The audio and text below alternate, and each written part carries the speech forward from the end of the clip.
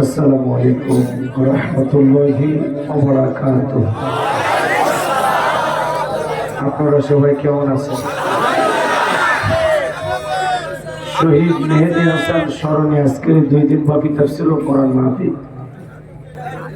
আজকে কিন্তু আসলে সাওয়া পাওয়ার দিন, ক্ষমা পাওয়ার দিন। মুমিনেরা খুঁজবে মসজিদ, মুমিনেরা খুঁজবে নফল নামাজ, ইবাদত বন্দী। আর যারা জাতের মধ্যে বাজার থাকে না, ওরা খুঁজবে অশ্লীলতা। কথা বোঝেন নাই? আজকের এই দিনে যারা পার্কে বিভিন্ন জায়গায় ঘোরাফেরা করেছে, আর যাই হোক মুসলমানের ঘরে জন্ম নিলেও ওরা প্রকৃত মুসলমান হতে পারে। আমি একটু অপেক্ষা করেন, পরে বলতেছি বিষয়গুলো খুলে খুলে। আজকে রাস্তাঘাটে যে অবস্থা দেখলাম, একটু অপেক্ষা করেন, আমি শুরু করি, তারপরে কপালে যা আছে হবে। আসসালামু আলাইকুম ওয়া রাহমাতুল্লাহি ওয়া বারাকাতুহু। ইন্নাল হামদালিল্লাহি লাকুরাবিল্লাযী খালাকাল ইনসানা ওয়া কাররামাহু ওয়া 'আল্লামাহু মিনাল বায়ানি মা লাম ইয়া'লাম। ফাসুবহানাল্লাযী লা ইহসা ইমতিনানুহু বিল লিসানি ওয়া লা বিল কলাম। নাশহাদু আন লা ইলাহা ইল্লাল্লাহু ওয়াহদাহু লা শারীকা লাহু ونشهد أن سيدنا وسندنا وحبيبنا ومولانا محمدا عبده ورسوله الذي أرسله بالحق بشيرا ونذيرا وداعيا إلى الله بإذنه وسراجا وقمارا منيرا.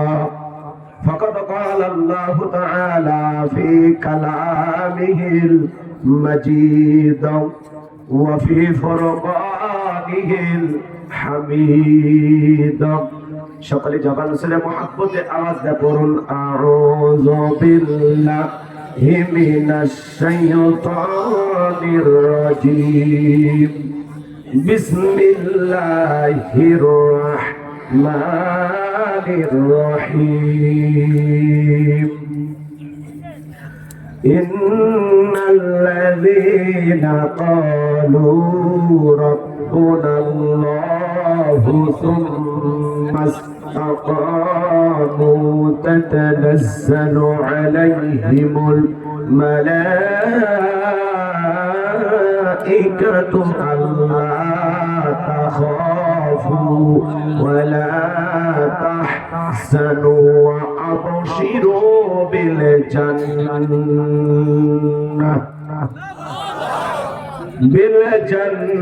জান্নাতিল্লাতী কুনতুম তুআদুন।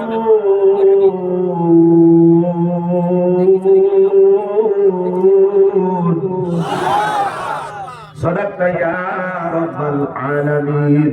وعن ابي هريره رضي الله تعالى عنه قال قال رسول الله صلى الله عليه وسلم الدنيا سجن المؤمن وجنة الكافر والمسلم. وقال تعالى في شان حبيبه إن الله وملائكته يصلون على النبي يا أيها الذين آمنوا صلوا عليه وسلموا تسليما. شكل درود إبراهيم برد. اللهم صل على محمد وعلى آل محمد كما صليت على إبراهيم وعلى آل إبراهيم إنك حميد مجيد. اللهم بارك على محمد وعلى آل محمد كما باركت على إبراهيم وعلى آل إبراهيم إنك حميد مجيد. সাইদ ভাইয়ের মা, মুগ্ধ ভাইয়ের মা, ইয়ামিন ভাইয়ের মা, নাহিদ ভাইয়ের মা, সাইদ ভাইয়ের মা, মুগ্ধ ভাইয়ের মা, ইয়ামিন ভাইয়ের মা, নাহিদ ভাইয়ের মা, তোমরা বড় ভাগ্যবতী, আনলে ধরায় আলোর জ্যোতি। সালাম তোমায় জানায় ফেরেশতা, সালাম তোমায় জানায় ফেরেশতা। ইলাহা ইল্লাল্লাহ জোরে লা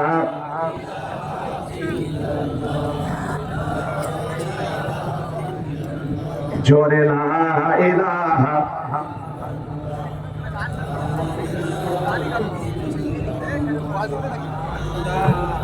ইল্লাল্লাহ জোরে লা ইলাহা লা ইলাহা ইল্লাল্লাহু মুহাম্মাদুর রাসূলুল্লাহ। জবান সরে একবার কে পড়ছি সাল্লাল্লাহু আলাইহি ওয়াসাল্লাম। বাংলাদেশের ঐতিহ্যবাহী সাতক্ষীরা জেলার কলারোয়া থানার অন্তর্গত গোপীনাথপুর শহীদ মেহেদী হাসান স্মরণে সপ্তম ঐতিহাসিক তাফসীরুল কোরআন মাহফিল 2 দিন ব্যাপী আজকের এই তাফসীরুল কোরআন মাহফিলের সমাপনী রজনীর সম্মানিত সুযোগ্য অনারেবল প্রেসিডেন্ট শহীদ মেহেদী হাসানের পিতা সরা মোহাম্মদ সালাউদ্দিন চৌধুরী সাহেব, আল্লাহ পাক তার গোলামকে হায়াতে তৈয়বা সিয়াতে কুলিয়া দান করুন, চিল্লা বলুন আমিন। মঞ্চে উপস্থিত সম্মানিত উলামায়ে কেরাম, সামনে বসা পিতৃ সমতুল্য মুরব্বী বাবাজিরা, কলিজার টুকরা প্রাণপ্রিয় যুবক ভাইয়েরা, ছোট ছোট সোনা মালিকেরা, পর্দার আড়ালে সম্মানিত বলা সরলা আবেদা সালেহা মা ও বোনেরা, সবাইকে নিয়ে আরেকটি বার সালাম বিনিময় করছি। আশা করছি সকলে সালামের জবাব জোরে সোরে দেবেন। আসসালামু আলাইকুম ওয়া রাহমাতুল্লাহি ওয়া বারাকাতুহু। আমরা মহান মনিবের দরবারে শুকরিয়া আদায় করে পড়ছি আলহামদুলিল্লাহ। ভাই নাই কৃপণতা অলসতা দূর করে মুসলমান হিসাবে সিংহের মতো বাঘের মতো গর্জন করে জবান ছেড়ে চিৎকার মেরে বলুন আলহামদুলিল্লাহ। রব্বানা লাকাল হামদ হামদান কাসীরান তাইয়িবান মুবারাকান ফি। লক্ষ কোটি দরুদ সালাম মানবতার শ্রেষ্ঠ বন্ধু বিশ্বনবী বিশ্বনেতা জিনবী আইয়ামে জাহিলিয়াতের যুগে আগমন করি অসভ্য মানুষগুলোকে সভ্য বানিয়েছেন, অভদ্র মানুষগুলোকে ভদ্র বানিয়েছেন। কোরআন নামের সংবিধান দিয়ে কোরআনের রাজ কায়েম করে সোনালী যুগ উপহার দিয়ে মদিনার পাক পবিত্র সাহিত্য আছেন। সে রাসূলের প্রতি কলিজা ভরা মহব্বত নিয়ে পড়ছি দরুদ সালাম সকলেই পড়ুন সাল্লাল্লাহু আলাইহি ওয়াসাল্লাম।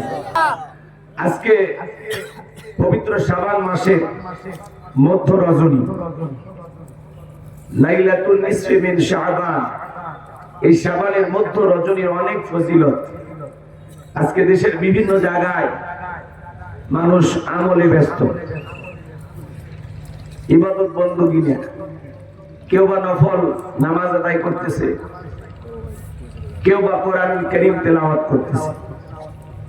আল্লাহ চাইলে কেউ বা সিহারি খেয়ে রোজাও রাখবে ইনশাআল্লাহ।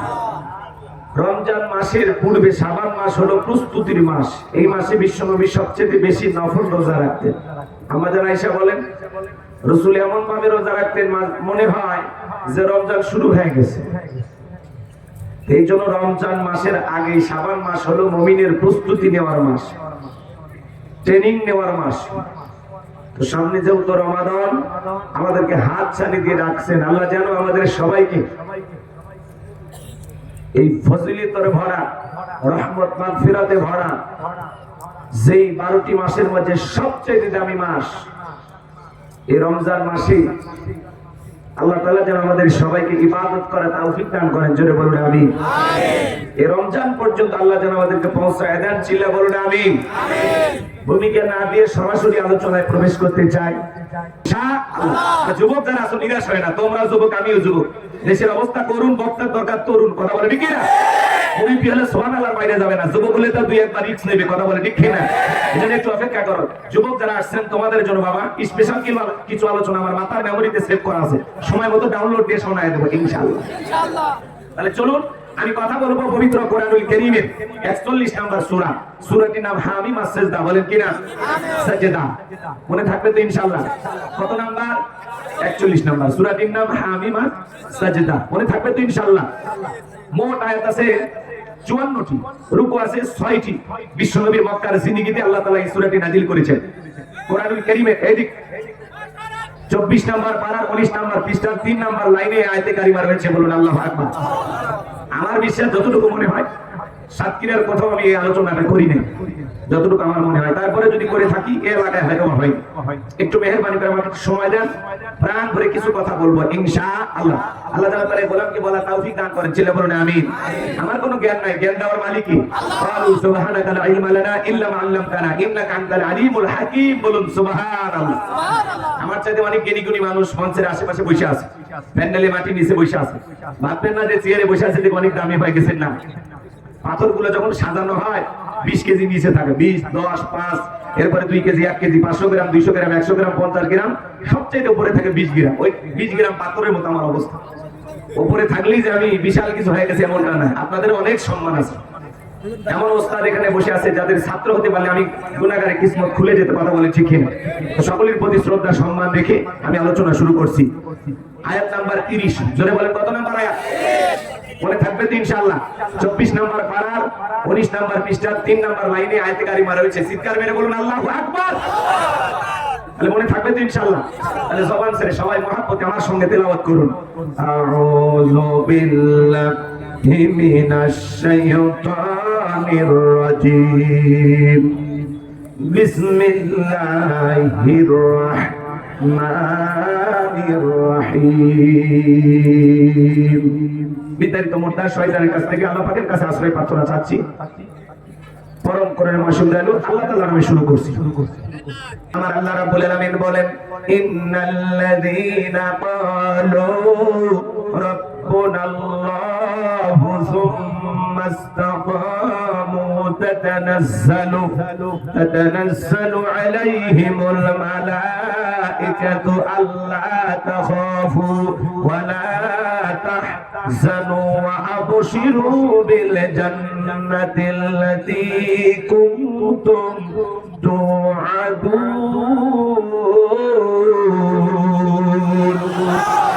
যে কোন আয়াত বা সূরা তাফসীর করতে হলে কোন প্রেক্ষাপটে কোন সময় আল্লাহ তাআলা সেই সূরাটি বা আয়াতটি নাযিল করেছেন, সেই নাযিলের প্রেক্ষাপট জানা দরকার আছে না?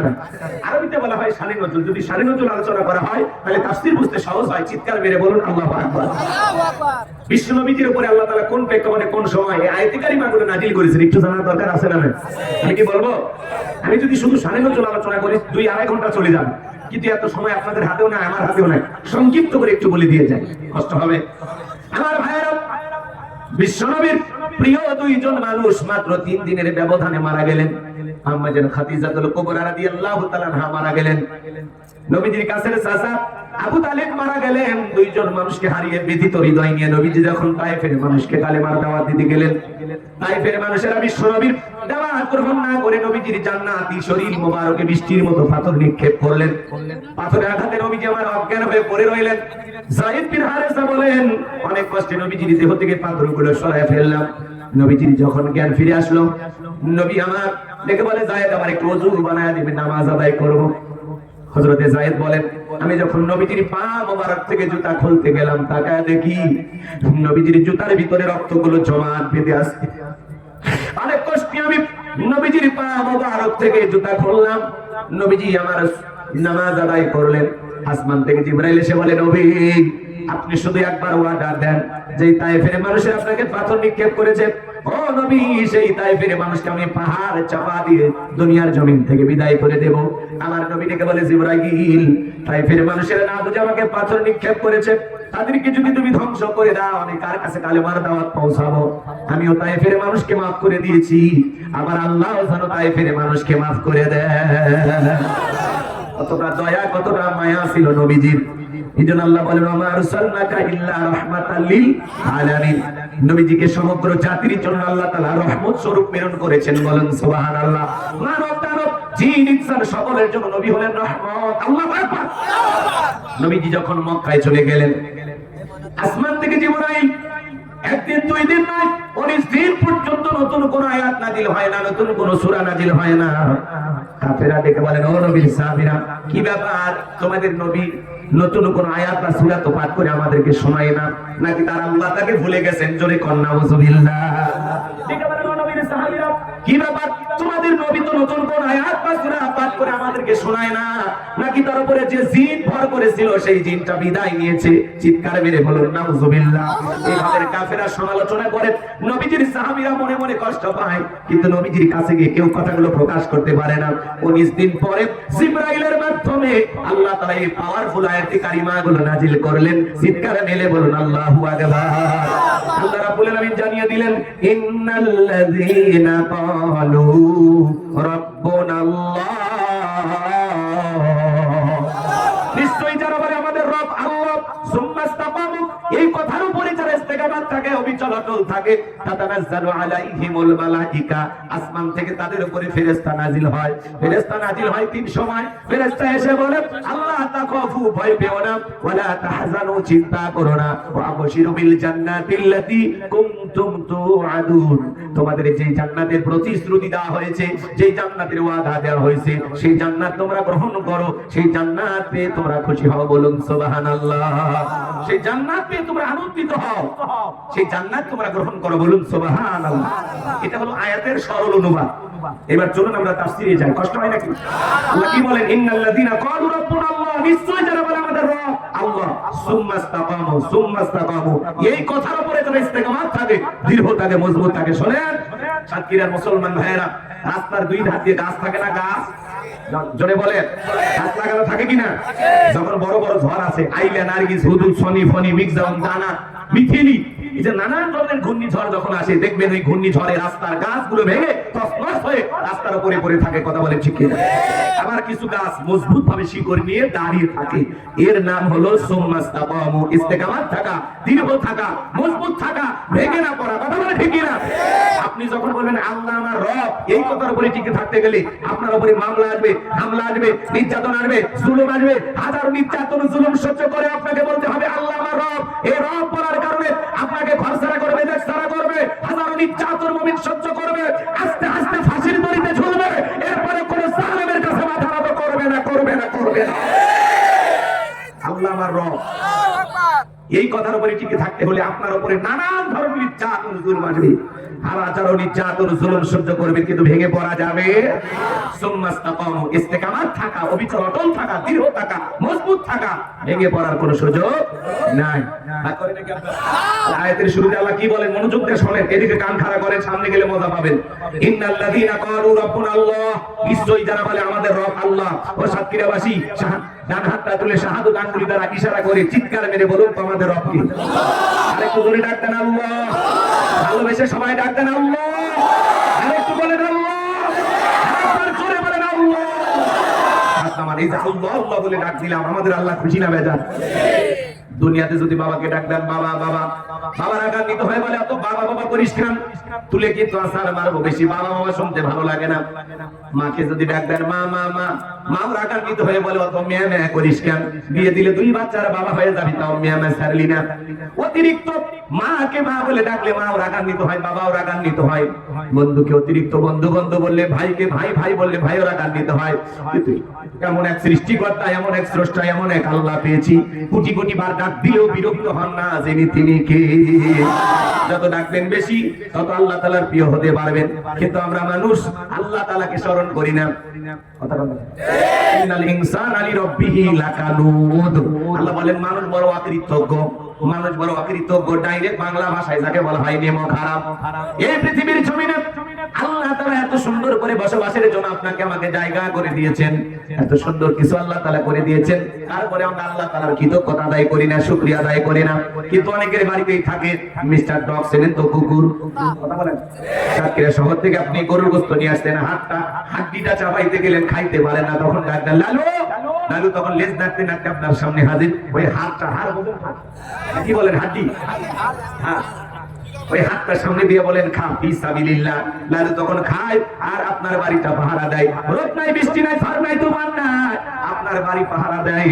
অপরিচিত মানুষ যদি বাড়িতে প্রবেশ করে, ওর ভাষায় ডাক দেয়, কোন এলাকা থেকে আসছো, বাড়ি কোথায়, ভিতরে যে যাইবা অনুমতি কি আছে? বাড়ির লোকটা যখন ধমক দেয় আমি চুপ কর, তখন বলে ও ভিতরে অনুমতি আছে, যা আমিও দেখতেছি। এবার আগন্ত ব্যক্তি আর বাড়ির মানুষ দুইজন মিলে গল্প করে, কোকুল নেস নাড়ায়, আর মালিকের চেহারার দিকে একবার তাকায়, আর একবার আগন্ত ব্যক্তির চেহারার দিকে তাকায়, ইশারায় বলতে চায়, একবার শুধু বলে লোকটারে চিনি না, এমন কামড় মারবো হাসপাতালে না যাওয়া পর্যন্ত ভালো হবে না। কিন্তু বাড়ির লোকটা যখন ধমক দেয় লাগবে সরে যা একটু গল্প করতে দিন, তখন বলে ও আপনার পরিচিত লোক, আগে বলবেন খামাখাই ডিউটিটা করলেন। হাসির জন্য বলে নাই বাসা, একটা কুকুর মনিবের সাথে গাদ্দারি করে না, মালিকের কথা শুনে মালিকের কথা মানে। আমরা হলাম আশরাফুল মাখলুকাত, সৃষ্টির সেরা।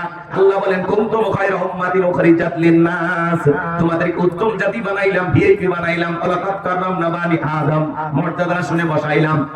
এই পৃথিবীর জমিনে যা কিছু দেখেন বাজার, সব কিছু আল্লাহ তাআলা আপনার আমার জন্য সৃষ্টি করেছেন। হুয়াল্লাযী খালাকালাকুম মা ফিল আরদি জামিআ, বান্দারে পৃথিবীর জমিনে যা কিছু দেখো, আমি আল্লাহ তাআলা সব কিছু সৃষ্টি করেছি তোমাদের জন্য। পৃথিবীর সব সৃষ্টি তোমাদের গোলামি করবে, আর আমি আল্লাহ তোমাদেরকে সৃষ্টি করেছি ওয়া মা খালাকতুল জিন্না ওয়াল ইনসা ইল্লা লিয়াবুদুন, আমি মানব জাতি আর জিন জাতিকে সৃষ্টি করেছি শুধুমাত্র কেবলমাত্র একমাত্র আমি আল্লাহর দাসত্ব আর গোলামি করার জন্য। বলেন সুবহানাল্লাহ। তাহলে পুরো পৃথিবী আপনার আমার গোলাম, আর আমরা কার গোলাম? শুধু মানুষকে আল্লাহ তাআলা গোলামি করার জন্যই বানান নাই, মানুষকে আল্লাহ তাআলা তার প্রতিনিধি বানিয়েছেন, খলিফা বানিয়েছেন। আল্লাহু আকবার বলেন। আমরা আল্লাহর গোলাম, আল্লাহর গোলামি করব, পাশাপাশি আল্লাহর প্রতিনিধিত্ব করব, এই দুনিয়ার রাষ্ট্র ক্ষমতা পরিচালনা করব। কথা বলেন না কেন? খলিফা বানাইছেন, খলিফা কাপড় সেলাই করার খলিফা না, সমাজ রাষ্ট্র পরিচালনা করার খলিফা। কথা বলেন না করেন, এজন্য নিজেকে ছোট মনে করবেন না। আল্লাহ তাআলা সম্মান মর্যাদা কোন অংশে কম দেয়নি, আশরাফুল মাখলুকাত বানাইছেন, সৃষ্টির সেরা আপনাকে আমাকে বানিয়েছেন। সুবহানাল্লাহ। কেন আল্লাহ শুকরিয়া আদায় করবেন? আল্লাহ চাইলে অন্ধ প্রতিবন্ধী বানাইতে পারতেন না, লেংড়া লুড়া বানাইতে পারতেন না, হিজড়া বানাইতে পারতেন না? কথা বলেন। এত সুন্দর করে বানাইছে যে মালিক, লাকাদ খালাকনাল ইনসানা ফি আহসানি তাকওয়িম, বান্দা বড় সুন্দর গঠন দিয়া, সুন্দর আকৃতি দিয়া আমি আল্লাহ তোমাদেরকে সৃষ্টি করেছি। বলুন সুবহানাল্লাহ। হাতের জায়গায় হাত, পায়ের জায়গায় পা, চোখের জায়গায় চোখ, নাকের জায়গায় নাক, ঠোঁটের জায়গায় ঠোঁট, কি সুন্দর করে নিপুণ কারিগর। নাকটা যদি পিঠের মাঝখানে লাগাই দিত, কি কিছু করতে পারতেন? খাবার খাওয়ার আগে প্লেটটা পিছন দিকে, ওই যে ভারতে যদি যেতে চান ভোমরা বর্ডার দিয়ে, বলেন তো চেকপোস্ট আসে না, ইমিগ্রেশন হয় কিনা? নাকটা হলো ওই দায়িত্ব পালন করে। আপনি কোনো কিছু খাওয়ার আগে খাবার প্লেটটা পিছন দিকে নিয়ে বলেন একটা নাক মামু খাবারটা চেক করে দেয়, খামো না ফেলে দিব। কথা বলেন, ভাষা কি বোঝেন নাকি রাগ করেন আপনারা? নাকটা জায়গা মতো দিচ্ছে। চোখ দুটো যদি কপালের মাঝখানে লাগাই দিত, কপালের মাঝখানে কি করতেন? ফুটবল খেলতে গিয়ে মাথা দিয়ে দিলে চোখ দুটো ডিম পোছায় দিত। কথা বলেন, কি সুন্দর। কোন জায়গায় যে জায়গায় যেইটা দিলে বান্দারে ভালো লাগবে সেই জায়গায় সেইটা দিয়েছে। সুবহানাল্লাহ। হাতটা এই যে দেখেন গিটে গিটে ভাত, আল্লাহ যদি বাঁশের মতো সোজা করে দিত কেমনে খাইতেন? খাওয়া যাইতো? গিটে গিটে ভাত। গরু ছাগল খাবার খায় মাথা নিচের দিকে নামাই, আল্লাহ বলে তোরে আশরাফুল মাখলুকাত বানাইছি, খাবার খাওয়ার জন্য গরু ছাগল মুরগির মতো মাথা নত করা লাগবে না। আমি আল্লাহর নিয়ামত খাবি, ডিজিটাল দুইটা কাঁটা চামচ মাথা হাত দিয়েছি, নিয়ামত খাবি আর মাথা নত করে আমি আল্লাহকে সেজদা দিই। মাথা নত হবে একমাত্র কার কাছে? খাবার খাওয়ার জন্য মাথা নত হবে না, কোন জালেমের কাছে মাথা নত হবে না। এই মাথা শুধুমাত্র আল্লাহ তাআলার ইবাদত করার জন্য মসজিদে গিয়ে নত হবে। কথা বলেন ঠিক কিনা? অনেক কথা বলা যায়, সৃষ্টির রহস্য নিয়ে যদি আলোচনা করি 3 ঘন্টা ওই দিকে চলে যাবে, অত বোঝানো যাবে না। আপনার আমার দেহের ভিতরে আল্লাহ তাআলা কোটি কোটি টাকার নিয়ামত দিয়েছেন, পৃথিবীর কোন বাজারে একটা আঙ্গুল কিনতে পাওয়া যায়? হ্যাঁ, বুঝে নেন যে মালিক আপনাকে কি নিয়ামত দিয়ে সৃষ্টি করেছেন। সুবহানাল্লাহ, আলহামদুলিল্লাহ। তাহলে আজ থেকে গোলামি হবে কার? হবে তো? সম্মানিত ভাইরা আমার, দিল দিয়ে কথাগুলো বোঝার চেষ্টা করবেন। আমার আল্লাহ রাব্বুল আলামিন বলেন ইন্নাল্লাযীনা ক্বালু রাব্বুনা আল্লাহ, নিশ্চয়ই যারা বলে আমাদের রব আল্লাহ। আমাদের রব কে? রূহের জগতে আল্লাহ তাআলা আপনাকে প্রশ্ন করলেন, আমাদেরকে প্রশ্ন করলেন। আল্লাহ তাআলা রূহের জগতে মানুষকে প্রশ্ন করলেন আলাস্তু বিরাব্বিকুম, আমি কি তোমাদের রব নই? আমরা সবাই সেদিন জবাব দিয়ে বলেছিলাম ক্বালু বালা, অবশ্যই আপনি আমাদের রব। এই পৃথিবীর জমিনে পাঠানোর পরে আল্লাহ রাব্বুল আলামিন সর্বপ্রথম যে ওহী নাজিল করলেন, ইকরা বিসমি রাব্বিকাল্লাযী খালাক, পরে তোমার রবের নামে যিনি তোমাদেরকে সৃষ্টি করেছেন। এই আয়াতের ভিতরে রব শব্দ আছে না নাই? রবের জ্ঞান শিক্ষা দেওয়া হয় কোথায়? স্কুল, কলেজ নাকি মাদ্রাসায়? ধরে বলেন কোন জায়গায়? মাদানগো আমার সন্তানকে মানুষের মতো মানুষ বানাতে চাইলে মাদ্রাসায় পড়ানো ছাড়া বিকল্প কোনো রাস্তা খোলা নাই। কথা বলেন ঠিক কি? না? তাছাড়া দেখেন ছোট ছোট বাচ্চা মাদ্রাসার পরে বসে বসে পেশাব করে, উস্তাদ বলেছে বাবা দাঁড়িয়ে পেশাব করা হারাম। আর যারা পেশাব থেকে পবিত্র দেওয়ার জন্য করে না, এই কারণে তাদের কবরের ভিতরে শাস্তি হবে, আযাব হবে। কত ছেলে কলেজ বিশ্ববিদ্যালয়ে পড়াশোনা করে পালসার গাড়ি নিয়ে ঘোরাঘুরি করে, রাস্তার মধ্যে গাড়িটা ব্রেক করে সেন্টার টান দিয়ে কুকুরের মতো দাঁড়িয়ে থেকে পেশাব করে, বসেও না। এরকম ছেলে আছে না নাই? কুকুরের মতো দাঁড়িয়ে থেকে পেশাব করে, কথা বলেন। তাহলে কুকুরের মধ্যে আর ওর মধ্যে পার্থক্য আছে? পেশাব করে কি টাকা নেয়? কিছু নেয়, কিচ্ছু নেয় না। কুকুরও নেয় না, ও নেয় না।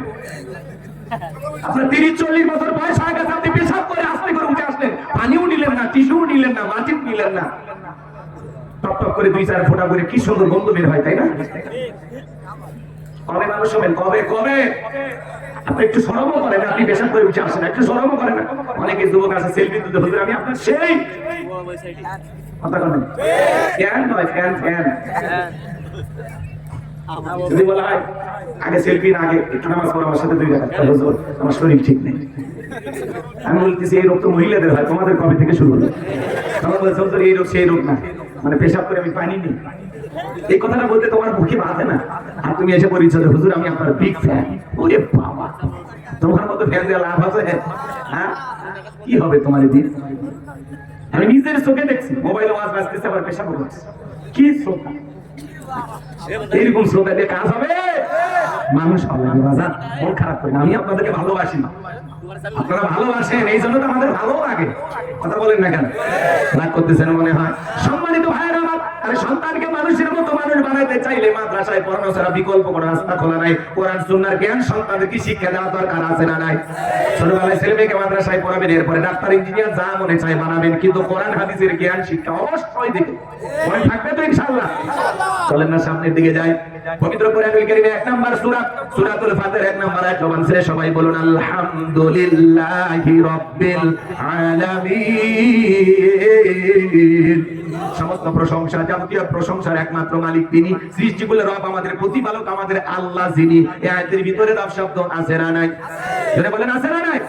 আপনি আমি যখন সালাতের ভিতরে দাঁড়িয়ে যাই, এরপরে আপনি আমি যখন রুকুতে চলে যাই, কি তাসবিহ পাঠ করি? সুবহান রাব্বিয়াল আযীম। রব শব্দ আছে না নাই? রুকুতে দাঁড়ানোর সময় কি বলি?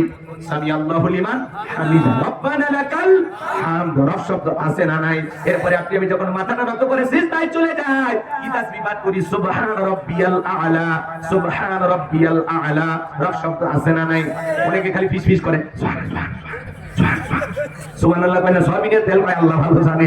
স্পষ্ট করে বলতে হবে সুবহান রাব্বিয়াল আ'লা, সুবহান রাব্বিয়াল আ'লা।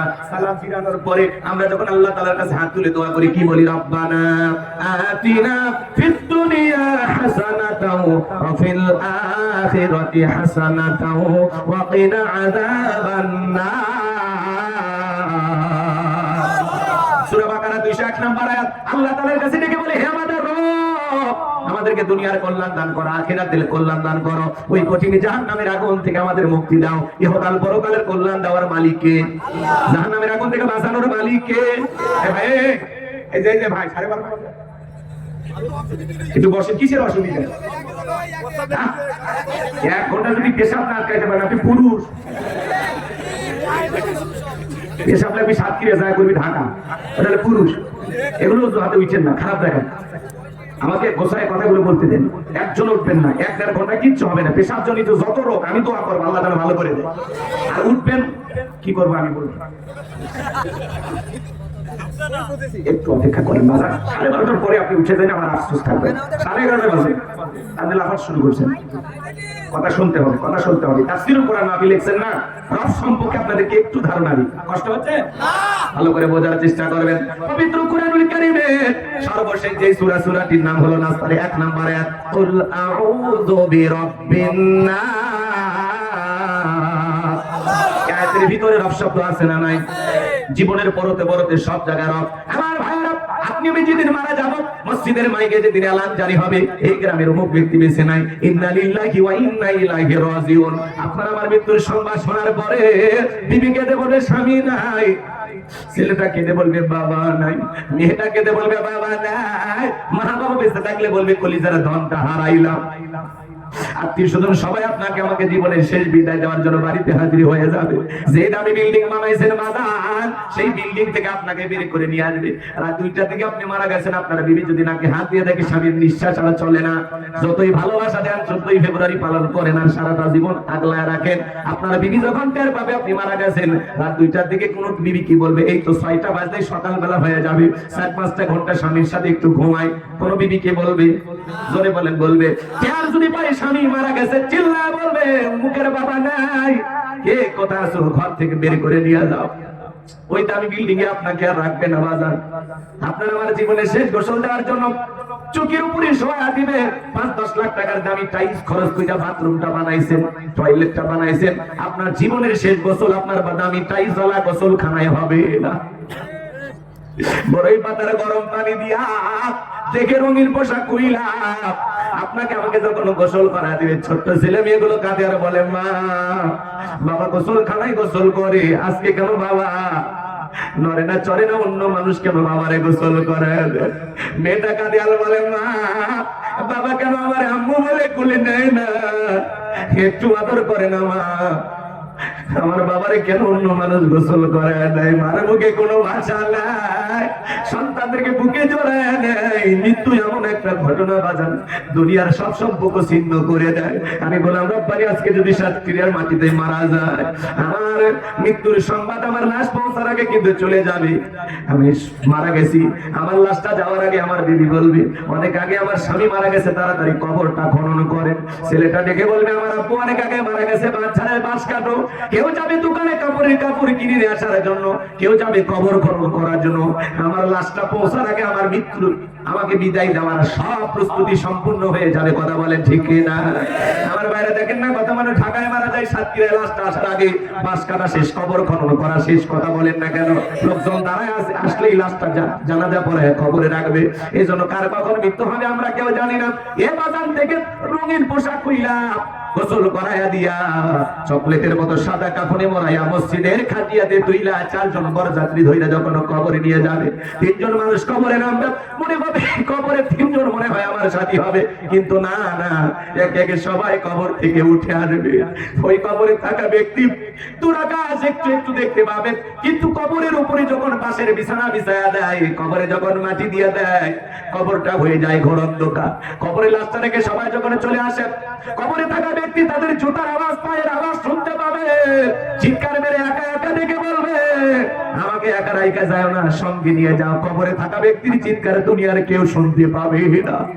সবাই যখন চলে আসবে, ওই কবরে থাকা ব্যক্তি একা হয়ে যাবে। আমার নবী বলেন যে কবরে চলে গেল তার চাইতে অসহায় আর কেউ নাই। বিশ্ব নবী বলেন ক্বালা রাসূলুল্লাহি সাল্লাল্লাহু আলাইহি সাল্লাম ইন্নামাল কুবুরু রাউদাতুম মিন রিয়াদিল জান্নাহ আও হুফরাতুম মিন হুফারিন নার। রাওয়াহু তিরমিজি। বিশ্ব নবী আমার ডেকে বলেন এই দুনিয়ার জমিনে যাদের আমল ভালো, আমার নবী ডেকে বলেন যারা আমল ভালো, মৃত্যুর সঙ্গে সঙ্গে আল্লাহ তাআলা তার কবরটাকে জান্নাতের বাগান বানিয়ে দিবেন। বলুন সুবহানাল্লাহ। আর যে ব্যক্তির আমল খারাপ, আও হুফরাতুম মিন হুফারিন নার, তার কবরটা হবে জাহান্নামের আগুনের গর্ত। একবার যদি কারো কবর জাহান্নামের আগুনের গর্ত হয়ে যায়, তার কি তো বাঁচার কোনো উপায় নাই। নবী আমার এক জায়গায় বসা, জিবরাইল আসলেন, ডেকে বলে নবী এই মুহূর্তে একটা আওয়াজ হইলো, আপনি কি শুনতে পাইছেন? আমার নবী বলে হ্যাঁ। জিবরাইল বলে নবী গো, আজ থেকে 70 বছর আগে আল্লাহ জাহান্নামের গর্তের মুখে একটা পাথর ছেড়ে দিয়েছে, এই মাত্র জাহান্নামের তলদিকে পৌঁছাইলো। চিন্তা করেন বাজান, একটা পাথর পড়তে যদি 70 বছর সময় লাগে, আল্লাহ না করুক আপনার আমার গুনাহের কারণে, আমার আল্লাহ বলেন ফামাই আমাল মিসকাল যারাতিন খায়রান ইয়ারা ওয়া মাই আমাল মিসকাল যারাতিন শাররান ইয়ারা। বান্দারে তুমি যদি যারা পরিমাণ অনুপরিমাণে নেক আমল করো, সেইটাও তোমার আমলনামায় লিপিবদ্ধ করা হবে। আবার তুমি যদি যারা পরিমাণ অনুপরিমাণে বদ আমল করো, ওইটাও তোমার আমলনামায় লেখা হবে। আর যারা গুনাহ নিয়ে অন্ধকার কবরে যাবে, ওই কবরের ডানের মাটি বামে চলে যাবে, বামের মাটি ডানে চলে যাবে। এমন জোরে সাপ দেবে বাজার, পাথরের হার অন্য পাথরে ঢুকে যাবে। কবরে থাকা অন্ধ ফেরেশতা চোখে দেখে না, কানে শোনে না, হাতুড়ি দিয়ে আঘাত করবে, দেহটা চূর্ণ বিচূর্ণ হয়ে যাবে। কবরে থাকা বিষাক্ত সাপ একবার সবল বলে 70 হাত মাটির নিচে চলে যাবে। এই যদি হয় কবরের আযাবের অবস্থা বাজার, বলেন তো সেই কবরে যাওয়ার আগে প্রস্তুতি নেওয়ার দরকার আছে না? বলেন দরকার আছে না? নবীর প্রিয় সাহাবী হযরত ওসমান রাদিয়াল্লাহু তাআলা আনহু কবর থেকে বছরে চোখের পানি ছেড়ে দিয়ে কান্না করতেন, মাঝে মাঝে এত কান্না করতেন কবরস্থানে অজ্ঞান হয়ে পড়ে থাকতেন। আপনি সকালে কবর দেন, বিকেলে মানুষটাকে ভুলে যান। কত মানুষের জানা যায় কিন্তু আমরা শিক্ষা গ্রহণ করি না।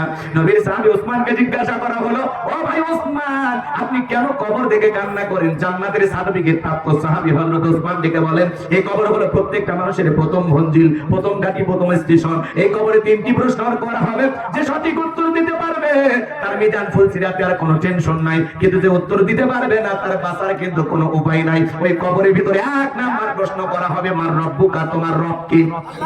এই দুনিয়ার জমিনে যারা রবের গোলামি করেছে, যাদের সম্পর্ক রবের সাথে ছিল, যারা খাঁটি মুমিন নেককার আল্লাহওয়ালা, এই দুনিয়াতে যারা রবের গোলামি করেছে, যারা মুমিন মুত্তাকি নেক আমল করে কবরে যাবে, তারা সঠিক উত্তর দিতে পারবে। তারা বলুন আল্লাহু আকবার।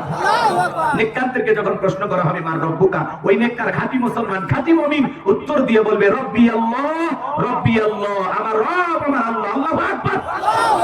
কিন্তু যারা গুনাহগার, নাফরমান, আল্লাহর অবাধ্য গোলাম, যারা বলেছে খাও দাও ফুর্তি করো, দুনিয়াটা মস্ত বড়, শয়তানের ওয়াসওয়াসায় পড়ে যারা মিসগাইড হয়েছে, ভুল পথে পরিচালিত হয়েছে, শয়তান যাদেরকে বিপদগামী করেছে, ওদেরকে যখন প্রশ্ন করা হবে, যারা গুনাহের সাগরে হাবুডুবু খাইতে খাইতে মারা যাবে, এই দুনিয়ার জমিনে যারা গুনাহ করে মারা যাবে, ওই পথকার আল্লাহর অবাধ্য গোলাম গুনাহগার, তাদেরকে যখন জিজ্ঞাসা করা হবে মার রব্বুকা, তারা ফেল করে তাকিয়ে থাকবে, ফেল করে তাকিয়ে থাকবে, তারা কোনো উত্তর দিতে পারবে?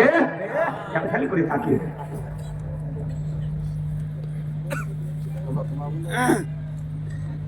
রাগ করে নাকি আপনারা? খারাপ লাগে? যারা গুনাহ করে অন্ধকার কবরে যাবে, এরা উত্তর দিতে পারবে? খারাপ লাগে? আমার ভাইরা, সবাইকে যেতে হবে কবর। কবর কিন্তু বড় কঠিন জায়গা, কবর কিন্তু জায়গা ভালো না। কথা বলেন না কেন? একটা গান আছে, আপনারা শুনছেন? আমি কি এক লাইন গাইবো? রাগ করবেন না? 6 দিন পরে নখ খসে যাবে, 9 দিন পরে চুল, কবর গাগের সামান নিতে কইরো না কেউ ভুল। কবর জায়গা ভালো নয়, কবর জায়গা ভালো নয়, আমল দিয়ে কবর গৃহ সাজিয়ে নিতে হয়। কবর জায়গা ভালো নয়, কবর জায়গা ভালো নয়, আমল দিয়ে কবর গৃহ সাজিয়ে নিতে হয়। 17 দিনে পেট পেটে শেষ পোকার খাদ্য হবে, 7 দিন পরে গোস্তা দেবে না, কঙ্কাল পরে রবে। চিন্তা করেন, পেটটা ফেটে যাবে, পোকাগুলো কিলবিল করবে, নাক মুখ দিয়ে ঢুকবে, চুলগুলো খসে যাবে, দেহের এই সুন্দর গোস্ত, আরে কত সাবান কত কিছু মাখাইলাম, সব শেষ, কিচ্ছু থাকবে না। কি গন্ধ বের হয়! এই যে একটা অটোওয়ালাকে পুকুরে ফেলাই দিছে, ওই লাশটা তুলতে গিয়া কি গন্ধ, সব দাগ ধরতেছে, পচে যেতে সময় লাগবে না। 17 দিনে পেট পেটে শেষ পোকার খাদ্য হবে, 7 দিন পরে গোস্তা দেবে না, কঙ্কাল পরে রবে। 90 দিনে হাড়ে গুলি সব, 90 দিনে হাড়ে গুলি সব আলাদা হয়ে রয়। কবর জায়গা ভালো নয়, কবর জায়গা ভালো নয়, আমল দিয়ে কবর গৃহ সাজিয়ে দিতে হয়। তাহলে কবরে 1 নাম্বার প্রশ্ন, মার রব্বুকা, তোমার রব কি? এই দুনিয়ার জমিনে যারা রবের গোলামি করেছে, আল্লাহর বিধান মোতাবেক চলেছে, রবের সাথে যাদের সম্পর্ক ভালো ছিল, মনে রাখবেন, আপনি আমি যদি এই দুনিয়াতে গোলামি করি, এই গোলামির বেতন হলো জান্নাত। সুবহানাল্লাহ। আর বোনাস হলো জান্নাতীদের সাথে আল্লাহ তাআলা সাক্ষাৎ করবেন, দিদারে ইলাহি। মুমিন জীবনের সবচাইতে জান্নাতীদের আনন্দের বিষয়, বড় পাওয়ার বিষয়, আল্লাহ নিজে জান্নাতীদের সাথে সাক্ষাৎ করবেন। সুবহানাল্লাহ। জোরে বলেন। শুনেন, যারা চাকরি করে আর ভাগ্যে তো বেতন বোনাস ওঠে। এই দুনিয়াতে আসতে আমরা আল্লাহর গোলামি করার জন্য, তাহলে বেতনও পাবো, বোনাসও পাবো। কোন জায়গায়? পরকালে। কথা বলেন। এই দুনিয়ার ক্ষণিকের চাকচিক্য সুখ আমার প্রমোদ আমাদের দরকার নাই, আমাদের পরকালের অফুরান্ত সুখের দরকার আছে। যেই জীবনের শুরু আছে শেষ নাই, সেই পরকালে যাওয়ার জন্য কারা কারা নেক আমল করবে, 2 হাত তুলে আল্লাহকে দেখান। আল্লাহ আমাদের সবাইকে 5 ওয়াক্ত নামাজি বানায় দেন। আল্লাহ আমাদের সবাইকে তার গোলামি করার তৌফিক দান। জোরে বলেন আমিন। তাহলে কবরে 1 নাম্বার প্রশ্ন, মার রব্বুকা। রুহের জগৎ থেকে শুরু করে দুনিয়ার জীবনে সব জায়গায় পরতে পরে তোর কবরে ঢোকা মাত্র 1 নাম্বার প্রশ্ন, মার রব্বুকা, তুমি কার গোলামি করেছো? নেতার গোলামি করলে উত্তর দেওয়া যাবে না, গোলামি করতে হবে কার? মনে থাকবে? সাতক্ষীরাবাসী মনে থাকবে তো ইনশাআল্লাহ? আল্লাহ বলেন, ইন্নাল্লাযীনা ক্বালু রাব্বুনা আল্লাহ, নিশ্চয়ই যারা বলে আমাদের রব আল্লাহ। আমাদের রব কে? আরেকবার চিৎকার করে বলেন, আমাদের রব কে? আল্লাহ আমার রব, রবই আমার সব। বান্দার চাওয়ার আগে সব চাওয়া পূরণ করে দেন, তিনি কি? আল্লাহ। আপনার আমার জীবনের সব চাওয়া পূরণ করে দেওয়ার ক্ষমতা আল্লাহর আছে না নেই? আল্লাহ আমার রব, এই রবই আমার সব, আমি তার গোলাম হতে চাই। এবার শোনেন, এই পৃথিবীর ভূখণ্ডে আল্লাহ যখন মানুষকে একটু জিরো থেকে হিরো বানায়, সামান্য একটু ক্ষমতার চেয়ার দেয়, নিজেকে আনা রব্বুকে বলে আল্লাহ বলে দাবি করেছিল এই পৃথিবীর ভূখণ্ডে। কথা বলে না ছিল ফিরাউন, জালালা থেকে প্রধানমন্ত্রী বানাইতে, নিঃস্ব কেউ নাই দুনিয়ায়, সব চলে গেছে, সেই মানুষটাকে প্রধানমন্ত্রী বানাইলে সেই মানুষটাও জুলুম করে। কথা বলে না কেন? রাগ করেন? কিচ্ছু ছিল না, কেউ ছিল না তার পরিবারে, তাকে যখন প্রধানমন্ত্রী আল্লাহ বানায় সেই মানুষটাও চেয়ার পায়ে জুলুম করে। এই দেশের কথা বলতেছি না, আফ্রিকার কথা বলতেছি। বিশ্ব অসহায় একটা মানুষকে আল্লাহ প্রধানমন্ত্রী বানায়, কিন্তু এই মানুষটা ক্ষমতার চেয়ারে বসে সে আল্লাহকেই ভুলে যায়। আবার বলে আমরা ফজর করে কোরআন করে দিন শুরু করি, আবার সুযোগ পাইলে আলেম ওলামাদেরকে হত্যাও করি। আমরা বারবার বললাম ম্যাডাম পদত্যাগ করেন, আল্লাহ বলে কিসের পদত্যাগ? এরা যে অন্যায় অপরাধ করেছে, শুধু পদত্যাগ না, আমি আল্লাহ এদেরকে দেশ ত্যাগ করতে বাধ্য করবো। ইন্না বাতাসা রাব্বিকা লাশাদীদ, আল্লাহর পাকড়া বড় কঠিন, আল্লাহ ধরে না, যেদিন ধরবে মামবাড়ি দিল্লি গিয়ে পড়বে। কথা বলে ঠিক কিনা? আছে বড় বড় কথা বলতে আছে। আমরা আগামীতে সিদ্ধান্ত নেব, আর যাই হোক কোন নারীকে এই দেশের প্রধানমন্ত্রী বানাবো না। আগামীতে যেই দলেরই হোক পুরুষ প্রধানমন্ত্রী চাই, কারা কারা হাত তুলে দেখান। লিল্লাহি তাকবীর, লিল্লাহি তাকবীর, লিল্লাহি তাকবীর। আল কোরআনের আলো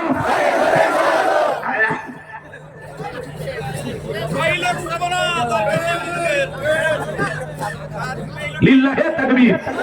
হাত নামান আমার ভাইয়া, নারীদের দেখার দিন শেষ, আগামীতে পুরুষের বাংলাদেশ। এই কথা ক্লিয়ার? নারীদের রাগ বেশি, জেদ বেশি, অভিমান বেশি। দেখেন না, স্বামীর সাথে ঝগড়া লাগে, বাড়িতে হাড়ি বাতি ভেঙে ফেলে দেয়। স্বামী তুলে আসার মানে রাগ করে সংসার থেকে বাপের বাড়ি চলে যায়। রাগ করে 18 কোটি 20 কোটি মানুষ তুই দেশ তুই ভাগিয়ে গেছে। দেখো 16 বছর লাগছে এই সিএর থেকে নামাইছে। এই জন্য যা করবেন বুঝে শুনে করবেন। মেয়ে মানুষ একবার শান্তির জায়গা পেলে জীবন চলে যাবে, জায়গা ছাড়বি না। এই রাগ করছেন আপনারা, অনেক সমস্যা নেই। মাঝে মাঝে বলে ওনার কল রিপোর্ট ফাঁস হয়, বলে দেশের খুব কাছে আছে, শর্ট করে ঢুকবো। আজকে ওনার আমার এক উত্তর সরি বের হয়েছে, উনি বলতেছে আমাদের ম্যাডাম, আমাদের প্রধানমন্ত্রী উনি রাষ্ট্রীয় সফরে ভারতে আছে। কি সফরে? হ্যাঁ, উনি বলতেছে উনি এখনো প্রধানমন্ত্রী, উনি রাষ্ট্রীয় কাজে রাষ্ট্রীয় সফরে ভারতে গেছে। আপনারা ঘাবড়াবেন না, উনি অচিরে আসবে। আর এই সুযোগে অনুষ সাহেব চিয়া দখল করেছে, আমরাও দেখবো। আপা আসতেছে, কথা হয় না কেন? গোপালগঞ্জে কিছু ভক্ত আছে, ওনারা বলে আপা আসেন, আপা আসেন, আপা আপনি গোপালগঞ্জে আসেন, কথা কয় না কেন? আচ্ছা, যারা পালিয়ে যায় এরা কখনো আসেন? আমরাও বলি আপনি আসেন, আপনি আসেন। এই দেশ আপনার বাবা, এই দেশ আপনার স্বামী, কতদিন মেয়ে মানুষ বাহিরে থাকবেন? আমাদের তো মায়া লাগে। আপনি আসেন, কথা কন। আপনি যাওয়ার আগে বলে যাননি, আসার আগে এত ফোন দেওয়া লাগবে কেন? যে দিক দিয়ে মন চায় সেই দিক দিয়ে বাংলাদেশে ঢোকেন। কথা বলে এই দেশের 18 কোটি মানুষের 36 কোটি চোখ তাকিয়ে আছে। আপনি আসেন। বুবু আইবা, তুমি আইবা গো, সেই দিন আইসা বুবু ক্ষমতা পাইবা না। বুবু আইবা, তুমি আইবা গো, সেই দিন আইসা বুবু ক্ষমতা পাইবা না। খোঁজনাই বুবু কাদের কাকার অবস্থা খারাপ করবে যে বাবার, আও নাঙ্কেল এখন সামনে আসে না। নেতা কর্মী সব জেলের ভিতর, আমি আসি ডরের ওপর, কখন জানি আসে গ্রেফতারি পরোয়ানা। বুবু আইবা, তুমি আইবা গো, সেই দিন আইসা বুবু চিয়ার পাইবা না। আছে অত সহজ না। আগামীতে দেশের মানুষ চালাক হয়ে গেছে। সতীনের রাজনীতি আমরা দেখবো না, আমরা বন্ধুত্বের রাজনীতি দেখতে চাই।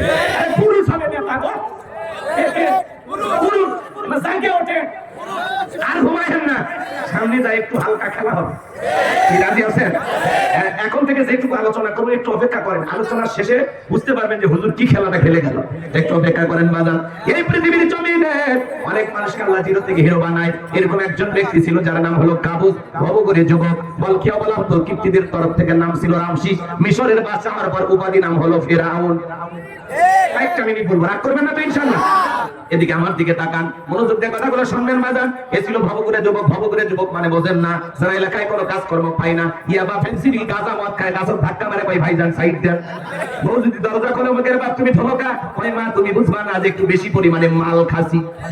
এরকম নেশাখোর আছে না নাই? সন্ধ্যাবেলায় ঘরে দরজা বন্ধ করে জিকির করে, ইজ্ঞবা ইজ্ঞবা ইজ্ঞবা। মা বাবা চিন্তা করে, বাবা রে বাবা, এটা কিসের ট্যাবলেট? জ্বর সত্যি কলা ব্যথা, কিচ্ছু বোঝার দরকার নাই, টাকা দিন হলে তোর মাথা ভাড়াবো। পিতা মাতা বাধ্য হয় টাকা দেয়, আর ওই ছেলেটা ইয়াবা কিনে খাই। যুবকরে মাদককে না বলো, যেই মুখে মা সেই মুখে মাদক তোলা যাবে না। যারা নিশাদ্রব্য পান করে ইয়াবা, ফেন্সিডিল, গাঁজা, মদ, হিরোইন খায়, ওদের চেহারার দিকে তাকায় মানুষ সালাম দেয়, আনা দেখে বোঝে এটা টোকাই। চেহারার থেকে বোঝা যায় এটা খোর। খোর কি আর আগের শব্দটা কি হবে? নেশাখোর নাকি? আমাদের এলাকার তো মাল খবর কি করছেন? রাগ করতেছেন মনে হয়। আমার ভাইয়েরা দিল দিয়ে কথাগুলো বোঝার চেষ্টা করবে। যুবক তোমাদের পায়ে হাত অনুরোধ করে যায়, বলে যায়, খবরদার মাদক দ্রব্য পান করা যাবে না, নিশা দ্রব্য পান করা যাবে না। ওই টাকাটা জমাইয়া ইয়াবা, ফেন্সিডিল, গাঁজা, মদ খায়া না খায়া, বিড়ি সিগারেট না খাইয়া, ওই টাকাটা যদি জমায় বউকে প্রত্যেক মাসে একটা করে 3 পিস কিনে দিতে পারো, আর যাই হোক বছরে 12টা দিন অন্তত মাসরাত পাইবা। 12টা মাসে 12টা মাসরাত পাইবা। নতুন একটা 3 পিস দাও, মেয়ে মানুষ পাইলেই খুশি। পরে মহিলাদের কিছু টিপস নিয়ে আলোচনা করব, কিভাবে বইয়ের মন রক্ষা করে চলবেন। বলেন বাদাম সামনের দিকে যায়, মনোযোগ দিয়ে কথাগুলো শুনে যান। এই ভাব করে যুবক কাবুল নামের ফিরাউন চলে গেল মিশরে। সর্বপ্রথম হলো তরমুজের খেতের লেবার, এরপরে বাদাম গো আমার ওই দেশের। এদিকে খেয়াল করেন, সরকারি গোরস্থানে দারোয়ান লাগবে, ইন্টারভিউ চলতেছে। ওই লাইনের মধ্যে কাবুল নামের ফিরাউনও দাঁড়িয়ে গেছে। একে একে যখন ফিরাউনের পালা দেখে বলে, বাদশা বুক ভরা আশায় আপনার দেশে এসেছি, দয়া করে যদি চাকরিটা দেন সারা জীবন আপনার প্রতি কৃতজ্ঞ থাকবো, কোনোদিন আপনার কথা ভুলে যাব না। আমি যতটুকু জানি মিশরের সবচেয়ে ভালো মানুষ হলেন আপনি। এমন ভাবে কথাগুলো উপস্থাপন করেছেন, কথায় আছে দুষ্ট লোকের মিষ্টি কথা, এমন ভাবে কথাগুলো বলেছেন বাদশার মায়া লেগে গেছে। বাদশা এইবার ডেকে বলে, ইন্টারভিউ বন্ধ করো। এই গোরস্থানে দারোয়ান হিসাবে এই ছেলেটাকে চাকরি দেওয়া হলো। এইবার সরকারি গোরস্থানে দারোয়ানের চাকরি পাওয়ার পরে ফিরাউন চিন্তা করে, বাদশা মাসে মাসে বেতন দিবে ঠিক আছে, কিন্তু এই বেতনে চলবে না, আমার সাইড ইনকাম করা দরকার, আরো কিছু ইনকাম করার দরকার আছে না নাই? এইবার লাশ দ্বারা দাফন করে ওদেরকে ডেকে বলে, শোনো, লাশ প্রতি আমার একটা করে দিরহাম দিতে হবে, না হলে আমি লাশ দাফন করতে দেব না। জনগণ বাধ্য হয়ে চিন্তা করলো, একটা দিরহামের জন্য বাদশার দরবারে বিচার নিয়ে যাব, লাশ পয়সা গুলো শেষ হয়ে যাবে, প্রতি 1 টাকা যদি পায় এই ছেলেটাই পাক। এর নাম হলো ঘুষ। এর নাম কি? বাংলাদেশে কিন্তু ঘুষ চলে না, এদেশের মানুষ হলো সব আল্লাহর ওলি। আচ্ছা, এই দেশে ঘুষ আছে? এই দেশটার গল্প করি, দেশটা মনে হয় স্বপ্ন করি, সুদখোর, ঘুষখোর, মদখোর, জুয়াখোর, হে তাই আছে ভুরি ভুরি, হে তাই আছে ভুরি ভুরি। এ দেশে অসৎ কামাই কেউ করে না, তবে ঘুষের টাকা ফেলে কেউ তো ছাড়ে না। টেবিলের নিচে দিয়ে হাত বাড়িয়ে কালো টাকাটা নেই সারিয়ে, করছে ওরা বড় দেশের চুরি, করছে ওরা বড় দেশের চুরি। শোনো এই দেশটার গল্প করি। আল্লাহু আকবার। সমাজে আছে না? একটা ছেলে চাকরির জন্য 15 লাখ 20 লাখ টাকা ঘুষ উপরওয়ালা দেওয়া লাগে। উপরওয়ালা বলতে কি? এদেশের সিআরটিভি পর্যন্ত ঘুষ খায়। কথা বলেন ঠিক কিনা? সম্মানিত ভাইয়েরা, আমার মন খারাপ করবেন না, বাবাজির আমার দিলের কান লাগায় কথাগুলো শুনে যান। আমি গুনাহগার যে কথা বলতে চাচ্ছিলাম, গভীর মনোযোগ দিয়ে কথাগুলো শুনে যান আমার ভাইয়েরা। আমার আল্লাহ রাব্বুল আলামিন জানিয়ে দিলেন, হৃদয়ের কান পেতে কথাগুলো শুনেন। ও কত বড় ভয়ঙ্কর ছিল, কত কঠিন মানুষ ছিল, একটু জানা দরকার আছে না নাই? এইবার গোরস্থানের কাবুলস্তানের ফিরাউনের পকেটে ঘুষের টাকা উঠতে থাকলো। ওই দেশে আল্লাহ তাআলা এমন একটা মহামারী দিলেন যার নাম হলো ডায়রিয়া, কলেরা। বাংলাদেশে কিন্তু 2020 সালে আল্লাহ একটা মহামারী দিয়েছিলেন, ধরো না ছিল না, নাম হলো করোনা। বাবা করোনা রোগী হয়ে মারা গেছে, ছেলে বাবার লাশটাও দেখতে থাকে, বাবার কবরে এক মুঠা মাটিও দেয়নি। বাবার সম্পত্তি ভালো লাগে কিন্তু বাবারে ভালো লাগে। মায়ের করোনা হয়েছে, ডাস্টবিনে ফেলা আছে, জঙ্গলে ফেলা আছে। কথা বলে ঠিক কিনা? এই করোনা মহামারী এসে ভাইয়ের যখন হয়েছে আরেক ভাই দেখতে যায়নি, বন্ধুর হয়েছে আরেক বন্ধু দেখতে যায় না। স্বামীর করোনা হয়েছে, স্ত্রী কাছে যায়নি, স্ত্রী আলাদা রুমে, স্বামী আলাদা রুমে। একটা প্লেটে খাবার সাজায় লম্বা একটা বাঁশের লাঠি দিয়া ঠেলা দিয়া স্বামীর ঘরে খাবার ঢুকাইয়া দিয়েছে। স্বামী যখন সুস্থ হয়েছে তখন ডেকে বলে, জোস্তার বাপ, আমি তোমারে কত ভালোবাসি জানো না গো। তাহাজ্জুদ পড়া সবে বরাতের রাতে কান্নাকাটি কইরা তোমার জন্য আমি দোয়া করছিলাম। এই কথা বলে আর আসল দিয়ে মুখটা মুছে দেয়। স্বামী তখন ডেকে বলে, জোস্নার মা, তুমি যে আমারে কতটুকু ভালোবাসো জানা হয়ে গেছে। আমি যখন অসুস্থ ছিলাম মনে করেছিলাম এই বুঝি জানালা খুলে চেহারাটা দেখায় 2টা গল্প করবি, এই বুঝি দরজা খুলে আমার কাছে বসে 2টা গল্প করবি, কিন্তু না না, মোবাইলে তোর ছবি দেখে চোখের পানি ছেড়ে দেখে দিয়েছিলাম, একটা বাবার সাথে সাক্ষাৎ করলি না। আমার যদি কত ভালোবাসিস আমার বোঝা হয়ে গেছে। এই করোনা মহামারী বুঝা দিয়ে গেছে, দুনিয়াতে কেউ কারো আপন না। স্বামী তখন বলে, বউ, আমারে তুই কত ভালোবাসিস আমার জানা হয়ে গেছে। আমি যখন অসুস্থ ছিলাম আমারে তুই 5 দিয়া খাওয়াইছি। এই করোনা মহামারী বুঝা দিয়েছে দুনিয়াতে কেউ কারো আপন না। কথা বলেন, আপনি কি মনে করেন আপনি মারা গেলে দুনিয়া অচল হয়ে যাবে, আপনার পরিবার চলতে পারবে না? দুর্মিয়া ভুল ধারণা। আপনি মরে গেলে সব আপন গতিতে চলবে। ওই যে দেখলেন না, পাশেই লাশের খাটিয়া, পাশেই বিয়ে বাড়িতে মানুষজন খাওয়া দাওয়া করতেছে। আপনি যেদিন মারা যাবেন সেই দিন আপনার আত্মীয় স্বজন খাওয়া দাওয়া করবে, আপনার পরিবার পরিজন ওই দিনও ভাত খাবে, নাস্তা খাবে। কি মনে করেন পরিবার, আত্মীয় স্বজন, এগুলো করতে করতে আপনি আমি অবাক হয়ে যাচ্ছি। মনে রাখবেন বাদান, এগুলো কেউ কখনো আপনার আমার আপন হতে পারে। সম্মানিত ভাইয়েরা, আমার দিন দিয়ে কথাগুলো বোঝার চেষ্টা করবেন বাজার, গভীর মনোযোগ দিয়ে গুণাগারের কথাগুলো শুনে যান। আমি যে কথা বলতে চাচ্ছিলাম, হে যুবকের দল, হৃদয়ের কাঁপতে গুণাগারের কথাগুলো শুনে যাও। কাবুস নামের ফেরাউনের কাছে মহামারীর কারণে হাজার হাজার মানুষ মারা যায়। আল্লাহর দাপন হয়, একটা করে দিরহাম পকেটে ওঠে। টাকা পাইতে পাইতে এত টাকার মালিক হয়ে গেল, টাকা রাখার আর কোনো জায়গা নাই। বাদশার দরবারে চলে গেল, বাদশা আমার কাছে টাকা পয়সা হয়ে গেছে, এলাকায় যারা গরিব মানুষ খাজনা দিতে পারে, দুঃখী মানুষ খাইতে পারে না, আমি একটু তাদের খাজনা পরিশোধ করে দিতে চাই। বাদশা ডেকে বলা, পাবে তো ভালো উদ্যোগ, তোমার মতো ছেলে ঘরে ঘরে জন্ম নেওয়া দরকার। ঢোল পিটায় খবর দেওয়া হলো, হাজার হাজার গরিব দুঃখী মানুষ বাদশার দরবারে লাইন দিয়েছে, আর এই ঘুষ খাওয়ার টাকাগুলো দিয়ে জনগণের খাজনা পরিশোধ করে দিল। টাকা কার?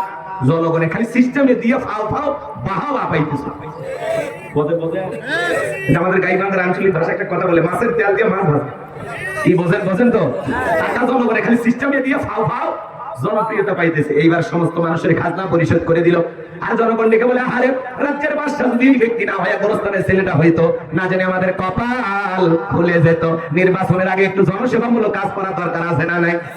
আমার এলাকায় এক নেতা কাঁচা রাস্তা, বোঝেন, মাটি রাস্তা, ইট পাড়তেছে। মানুষজন বলে, বাবা তুমি তো এখনো নেতা হন, ইট পাড়তেছে। বলে, শোনেন, বৃষ্টি হওয়ার পরে যে কাদা হয়, আপনার ছেলে স্কুলে যাইতে পারে না, আপনার হাটে বাজারে যাইতে পারেন না, মাঝে মাঝে আপনাদের দুঃখের কথা মনে হলে রাতে আমার ঘুম আসে না। আছে না নাই? জনগণ বিশ্বাস করে নেতাকে যখন এলাকায় নির্বাচিত করে, নেতা যখন এলাকায় থাকে না, ঢাকা শহরে বান্ধবী নিয়ে ঘুমায়, কথা বলেন ঠিক না? আর তাদের পিছনে আমরা স্লোগান দেই, 1 টাকার বিড়ি আর 3 টাকার চা খায়। কি স্লোগান? বল্টু ভাইয়ের চরিত্র ফুলের মতো পবিত্র, নামাজ পড়ে 1 ওয়াক্ত, গাঁজা খায় 5 ওয়াক্ত, বুক চুরিতে বাধা ভক্ত, শয়তানের 1 নাম্বার ভক্ত, হুজুরিতে যেন খুবই শব্দ শুষে খাই গরিবের রক্ত। পোস্টারে লেখা আছে, গরিবের বন্ধু, ভোট দিয়ে দেখেন গরিবের কয় নাম্বার শত্রু।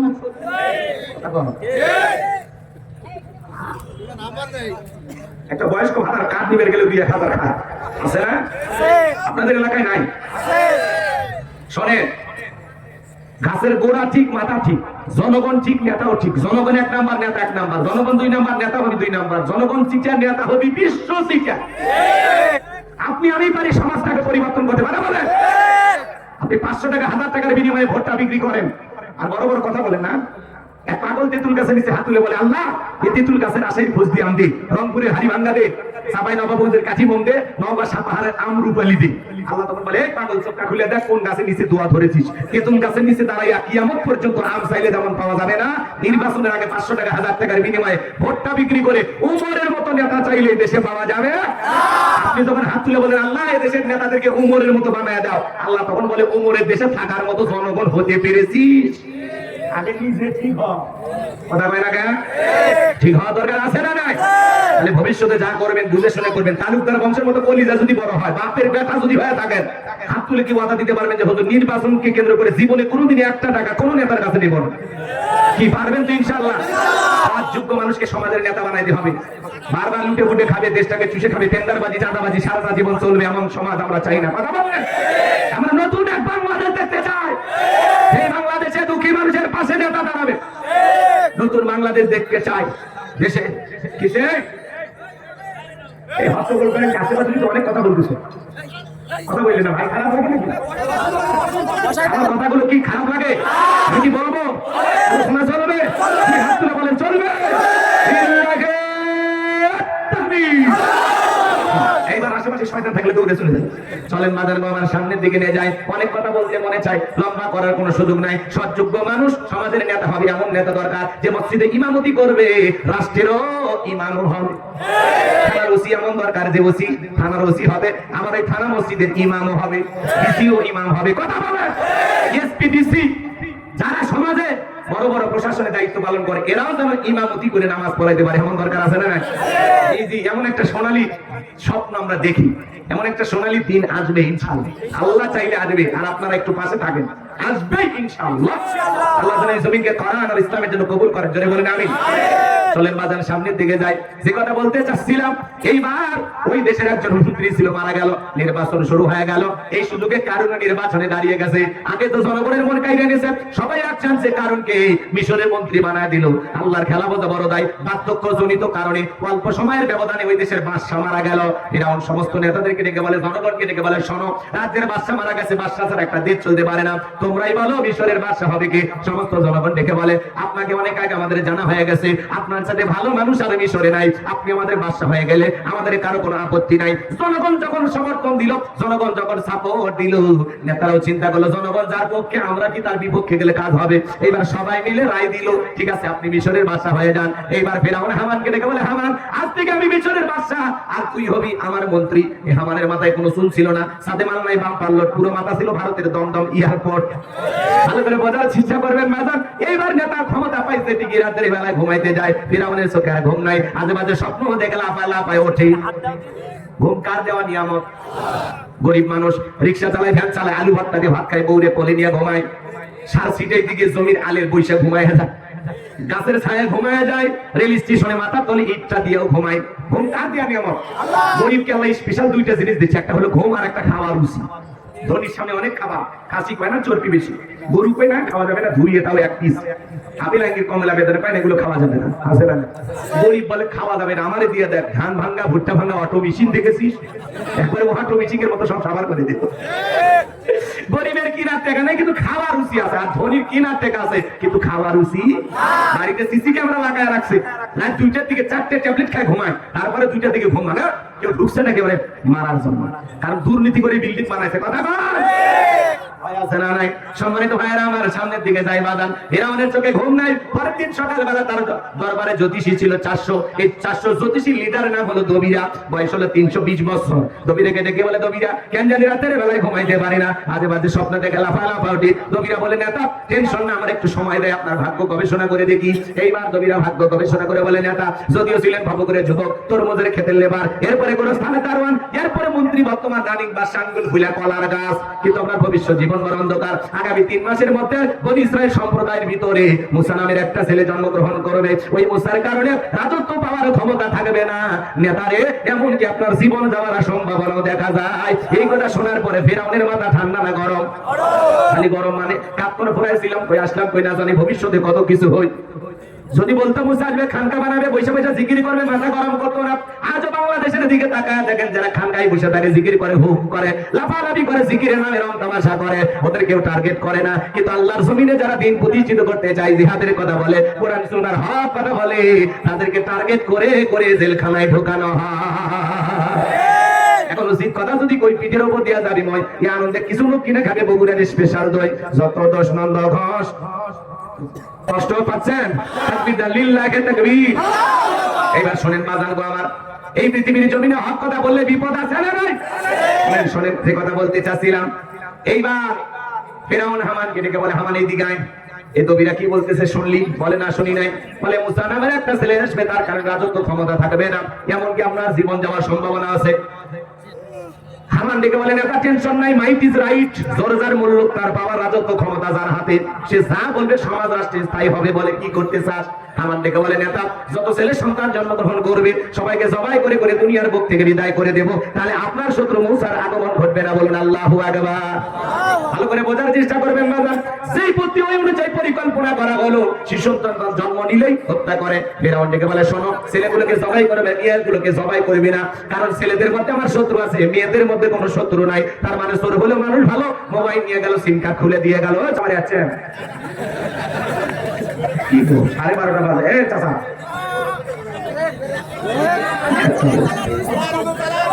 না না কিছু, এটা আপনারা যারা যাচ্ছেন অস্থির হয়ে না, বাজার বসে। আর যারা যাচ্ছেন যদি পারেন, আমার গাড়িতে আমার লেখা একটা বই আছে, শেষ বিদায়, যদি পারেন স্মৃতি হিসাবে নিয়ে যাবেন। মৃত মানুষকে নবীজির তরিকায় কিভাবে বিদায় করতে হয়, স্বামী স্ত্রী মারা গেলে একে অপরকে গোসল করাতে পারবে কিনা, মৃত স্বামী স্ত্রীকে চুমা খাওয়া যাবে কিনা, মৃত ব্যক্তিকে চুমা খাওয়া যায় না হারাম, আত্মহত্যা করে মারা গেলে তার জানাজায় যাওয়া যাবে কিনা, জান্নাত জাহান্নাম সম্পর্কে কবরের সলজব সহ বিশেষ কিছু দোয়া সহ 2টা গজল সহ 76 পৃষ্ঠার এই বইটা যদি পারেন আমার ড্রাইভারের কাছ থেকে নিয়ে যাবেন। ওখানে আমার মোবাইল নাম্বার, মাদ্রাসার ঠিকানা সব দেওয়া আছে। 50 টাকা হাদিয়া দিয়ে যদি পারেন গাড়ির ড্রাইভার হারুন ভাইয়ের কাছে গেলেই পাবেন ইনশাআল্লাহ। কষ্ট পাচ্ছেন আপনারা?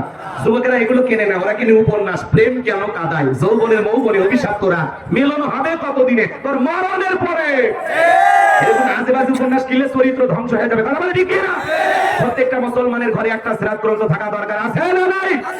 যারা চলে যাচ্ছেন তারা নিয়ে যাবেন, আর আপনারা যারা বসে আছেন ধৈর্য নিয়ে থাকেন, মনে যাদের পর বসেন বসেন, ওটা মাথা করি না বাজার, আর মাথা উঁচু করি না ভাই, একটু বসেন, এরকম ডিস্টার্ব করি না। যুবকে তোমাদের জন্য কিছু বলবো তো, অপেক্ষা করো, সামনের দিকে যান, একটু গোছায় নেই, খারাপ লাগে? তাকবীর লিল্লাহি তাকবীর। আমার ভাইরা গভীর মনোযোগ দিয়ে গুনাহগারে কথাগুলো শুনে যান বাজান। এইবার সন্তান জবাই করা শুরু হয়ে গেল, 3টা মাস অতিবাহিত হয়ে গেল।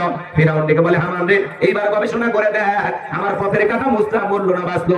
এইবার নবীরা গবেষণা করে বলেন, এটা যদিও বনি ইসরাইল মায়ের বুক খালি করে হাজার হাজার সন্তান জবাই করেছেন, 3টা বর্ণনা পাওয়া যায়। কেউ বলেছেন 20,000, কেউ বলেছেন 24,000, কেউ বলেছেন 80,000। হামান ডেকে বলে, নবীরা ডেকে বলেন, এটা যদিও হাজার হাজার সন্তান জবাই করে বনি ইসরাইল মায়ের বুক খালি করেছেন, কিন্তু আপনার পথের কাটা মুসা এখনো মরে নাই। মায়ের কোলে জীবিত আছে, সুস্থ আছে, কিন্তু কোথায় আছে, কোন বাড়িতে আছে, এইটা বলার ক্ষমতা আমাদের নাই। বলুন আল্লাহু আকবার। ওয়া মাকারু ওয়া মাকারাল্লাহ ওয়াল্লাহু খায়রুল মাকিরিন।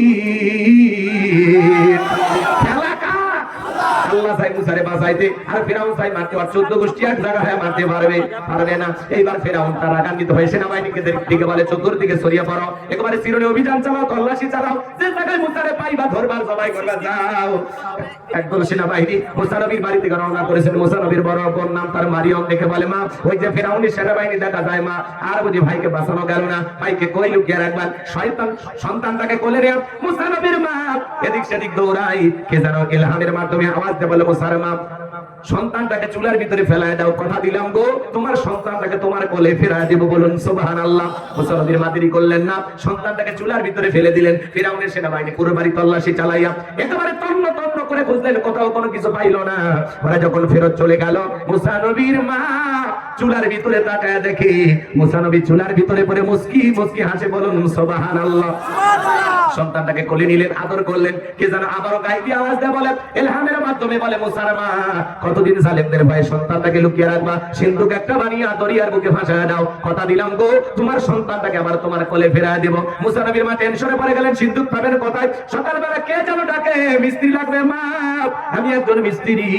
মুসা নবীর মা বলে, জীবনে কেউ তো মিস্ত্রি বলে ডাক দেয় না, এবার তুমি মিস্ত্রি, এই দিকে আসো, কি বানাইতে পারো? মিস্ত্রি ডেকে বলে, মা আপনি যদি মনে করেন আপনার একটা সন্তান আছে, সেই সন্তানটাকে সিন্ধুকের প্রতি তুলে দরিয়ার বুকে ভাসায় দিবেন, আপনি চাইলে আমি এরকম সিন্ধুক বানায় দিতে পারে। মুসা নবীর মা ডেকে বলে, মিস্ত্রি তুমি তো আমার মনের কথা বলেছো, এইরকম একটা সিন্ধুক কিন্তু আমি খুঁজতেছি। আল্লাহু আকবার। আরেকটু জোরে বলেন আল্লাহু আকবার। এইবার মিস্ত্রি ডেকে বলে, মা ভিতর থেকে পানি নিয়ে এসে যন্ত্রপাতি আছে, ধার দেওয়ার জন্য পানি লাগতে পারে, আবার না হলেও চলবে।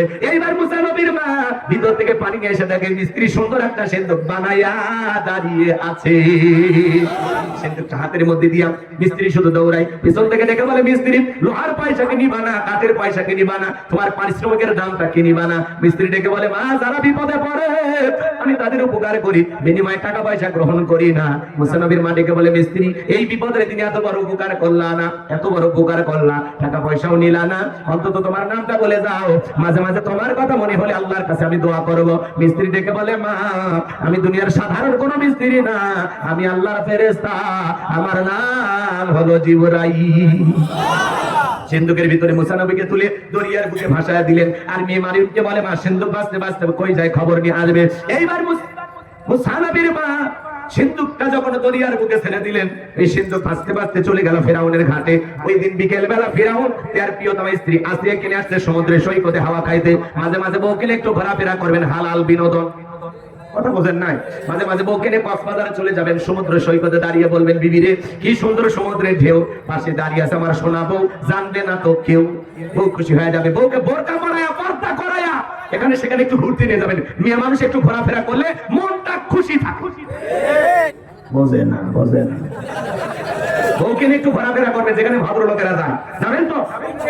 আমি কি বলছি যে যান কক্সবাজারে যায়, স্বামী স্ত্রী হাত প্যান্ট করে গোসল করে, তাহলে গুনাহ হবে, কিন্তু পর্দা করে ঘোরাফেরা করলে গুনাহ হবে না। রাগ করেন নাকি আপনারা? এ বাজান বউকে সময় দিবেন। এই যে আজকের দিনে বান্ধবীকে আই লাভ ইউ, প্রেমিকাকে আই লাভ ইউ বলে লাভ নাই। ঘরের প্রিয়তমা স্ত্রীকে 12টা মাস বলবা আই লাভ ইউ। মুমিনের ভালোবাসা 12 মাস, আর আমাদের তো ভালোবাসার ভিতর থেকে জন্ম হয়েছে। কথা কয় না তো? বুঝেন না? আমাদের জন্ম হয়েছে কোথা থেকে? ভালোবাসা থেকে। মা বাবার ভালোবাসা, বৈধ ভালোবাসা থেকে তো আমাদের জন্ম হয়েছে। বুঝেন, আমাদের ভালোবাসা 12 মাস। 14 ফেব্রুয়ারিতে যারা ভালোবাসা দিবস পালন করেন, এটা ভালোবাসা দিবস না, এটা বিশ্ব বেহায়া দিবস। লন্ডন আমেরিকার মানুষ তারা ভালোবাসা টাইম পায় না, স্বামীর সামনে বয়ফ্রেন্ড নিয়ে ঘুমায়। আর কি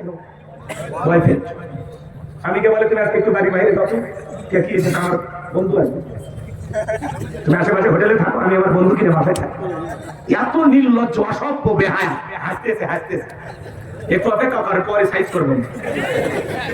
রাগ করেন নাকি আপনারা? তাহলে মুসলমানের ভালোবাসা 12 মাস। হ্যাঁ, বউকে বলবেন আমি 12 মাস করে ভালোবাসি। বউকে বলবেন, অন্য কোনো নারীকে না। রাগ করেন? চলেন বাজান গো আমার, সামনের দিকে যাই। আমি গুনাহগার যে কথা বলতে চাচ্ছিলাম, হৃদয়ের কান পেতে কথাগুলো শুনে যান। এইবার ফিরাউনের সেনাবাহিনী সিন্দুকটা তুলে নেতারা সামনে নিয়ে গেল। ফিরাউন ডেকে বলে সিন্দুকটা খোলো তো দেখি। এইবার সিন্দুকটা যখন খোলা হলো, সবাই তাকা দেখা হারে, মনে হয় সিন্দুকের ভিতরে পূর্ণিমার চাঁদ উদয় হয়েছে। কি সুন্দর চেহারা, দেখে ভালো লাগছে। এইবার ফিরাউন ডেকে বলে তোর উপরে আন, জবাই কর। এইটাই মুসা। আসিয়া বলে থামো, খালি মারা শিখছো, এতগুলো যে মারলে তাও কি শান্তি পাইলে না? স্বামী গো, এই ছেলেটাকে মারার আগে আমি তোমার কাছে বলতে যাই, এই যে কাঠটা দেখা যায়, বলো তো এমন কাঠ কি তোমার দেশে আছে? ফিরাউন সিন্দুকটা নাই রে স্যারে বলে বিবি এমন কাঠ আমি কেন, আমার 14 গোষ্ঠীও দেখে নাই। আসিয়া ডেকে বলে স্বামী, এটা ভিনদেশী কারো সন্তান, এই ছেলেটাকে আমি মারতে দেব না, এর আমাদের পালক পুত্র হিসাবে লালন পালন করতে চাই। জোরে বলেন মারহাবা। কথা আছে, যেখানে বাঘের ভয় সেখানে রাত হয়। যারে খুঁজতেছো মারার জন্য আল্লাহ তোমারে দায়িত্ব দিল, তারই লালন পালন করার জন্য বলেন আল্লাহু আকবার। আসিয়া বলে যে ছেলেটাকে আমি পালবো, আমাদের পালক পুত্র হিসেবে লালন পালন করবো। মাঝে মাঝে দেখবেন অনেক কঠিন স্বামীও বইয়ের কাছে দুর্বল হয়ে যায়। ফিরাউন ডেকে বলে ঠিক আছে, যা তোর কথা মাইনা নিলাম, এতগুলো মারলাম, বুঝা খুঁজে পাইলাম না, বউ একটা ছেলেকে পালতে চাই, সমস্যা নাই। আসিয়া বলে স্বামী রে, শুধু পালার কথা বললে হবে না, ছেলেটাকে দুধ পান করাইতে হবে। রাজ্যের মধ্যে ঢোল পেটায় দাও, যেই মহিলা এই ছেলেটাকে দুধ পান করাবে তারে মাসে মাসে বেতন দেওয়া লাগবে, তাতেও রাজি আছি।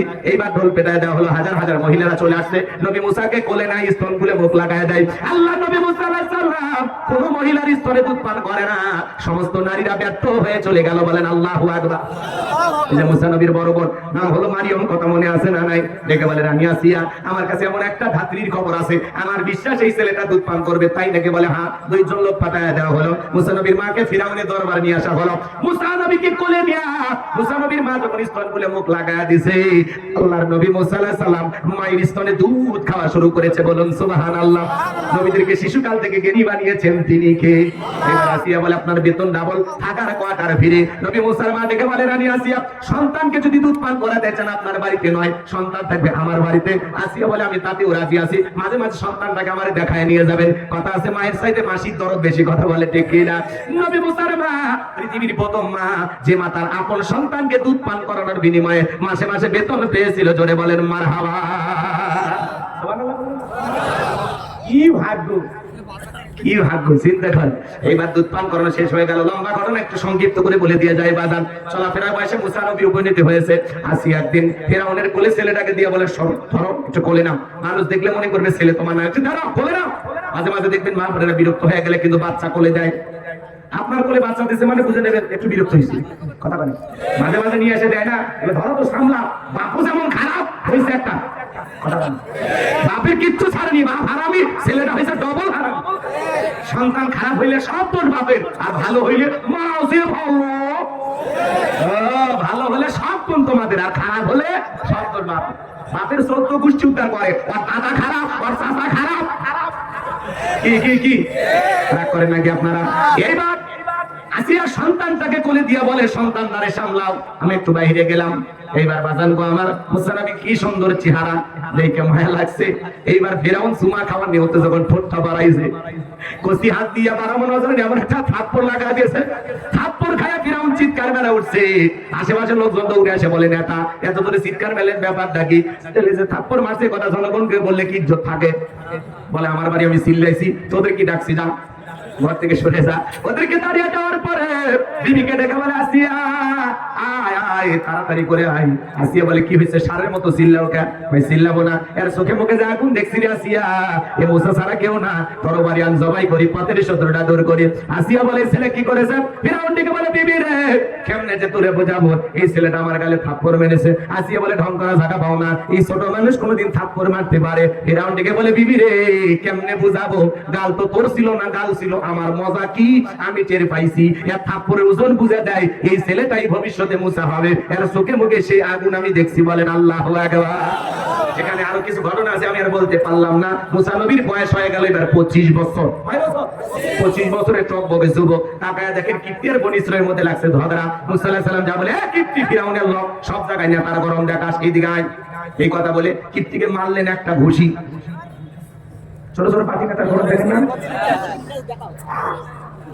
আমাদের দেশে নাই কিন্তু, অন্য দেশে। কক্সবাজারে উকিয়াতে এক নেতা তার নেতার বাড়িকে দেখে বলতেছে এই শাহজাহান সাহেবের বাড়ি আমার কাছে মক্কা।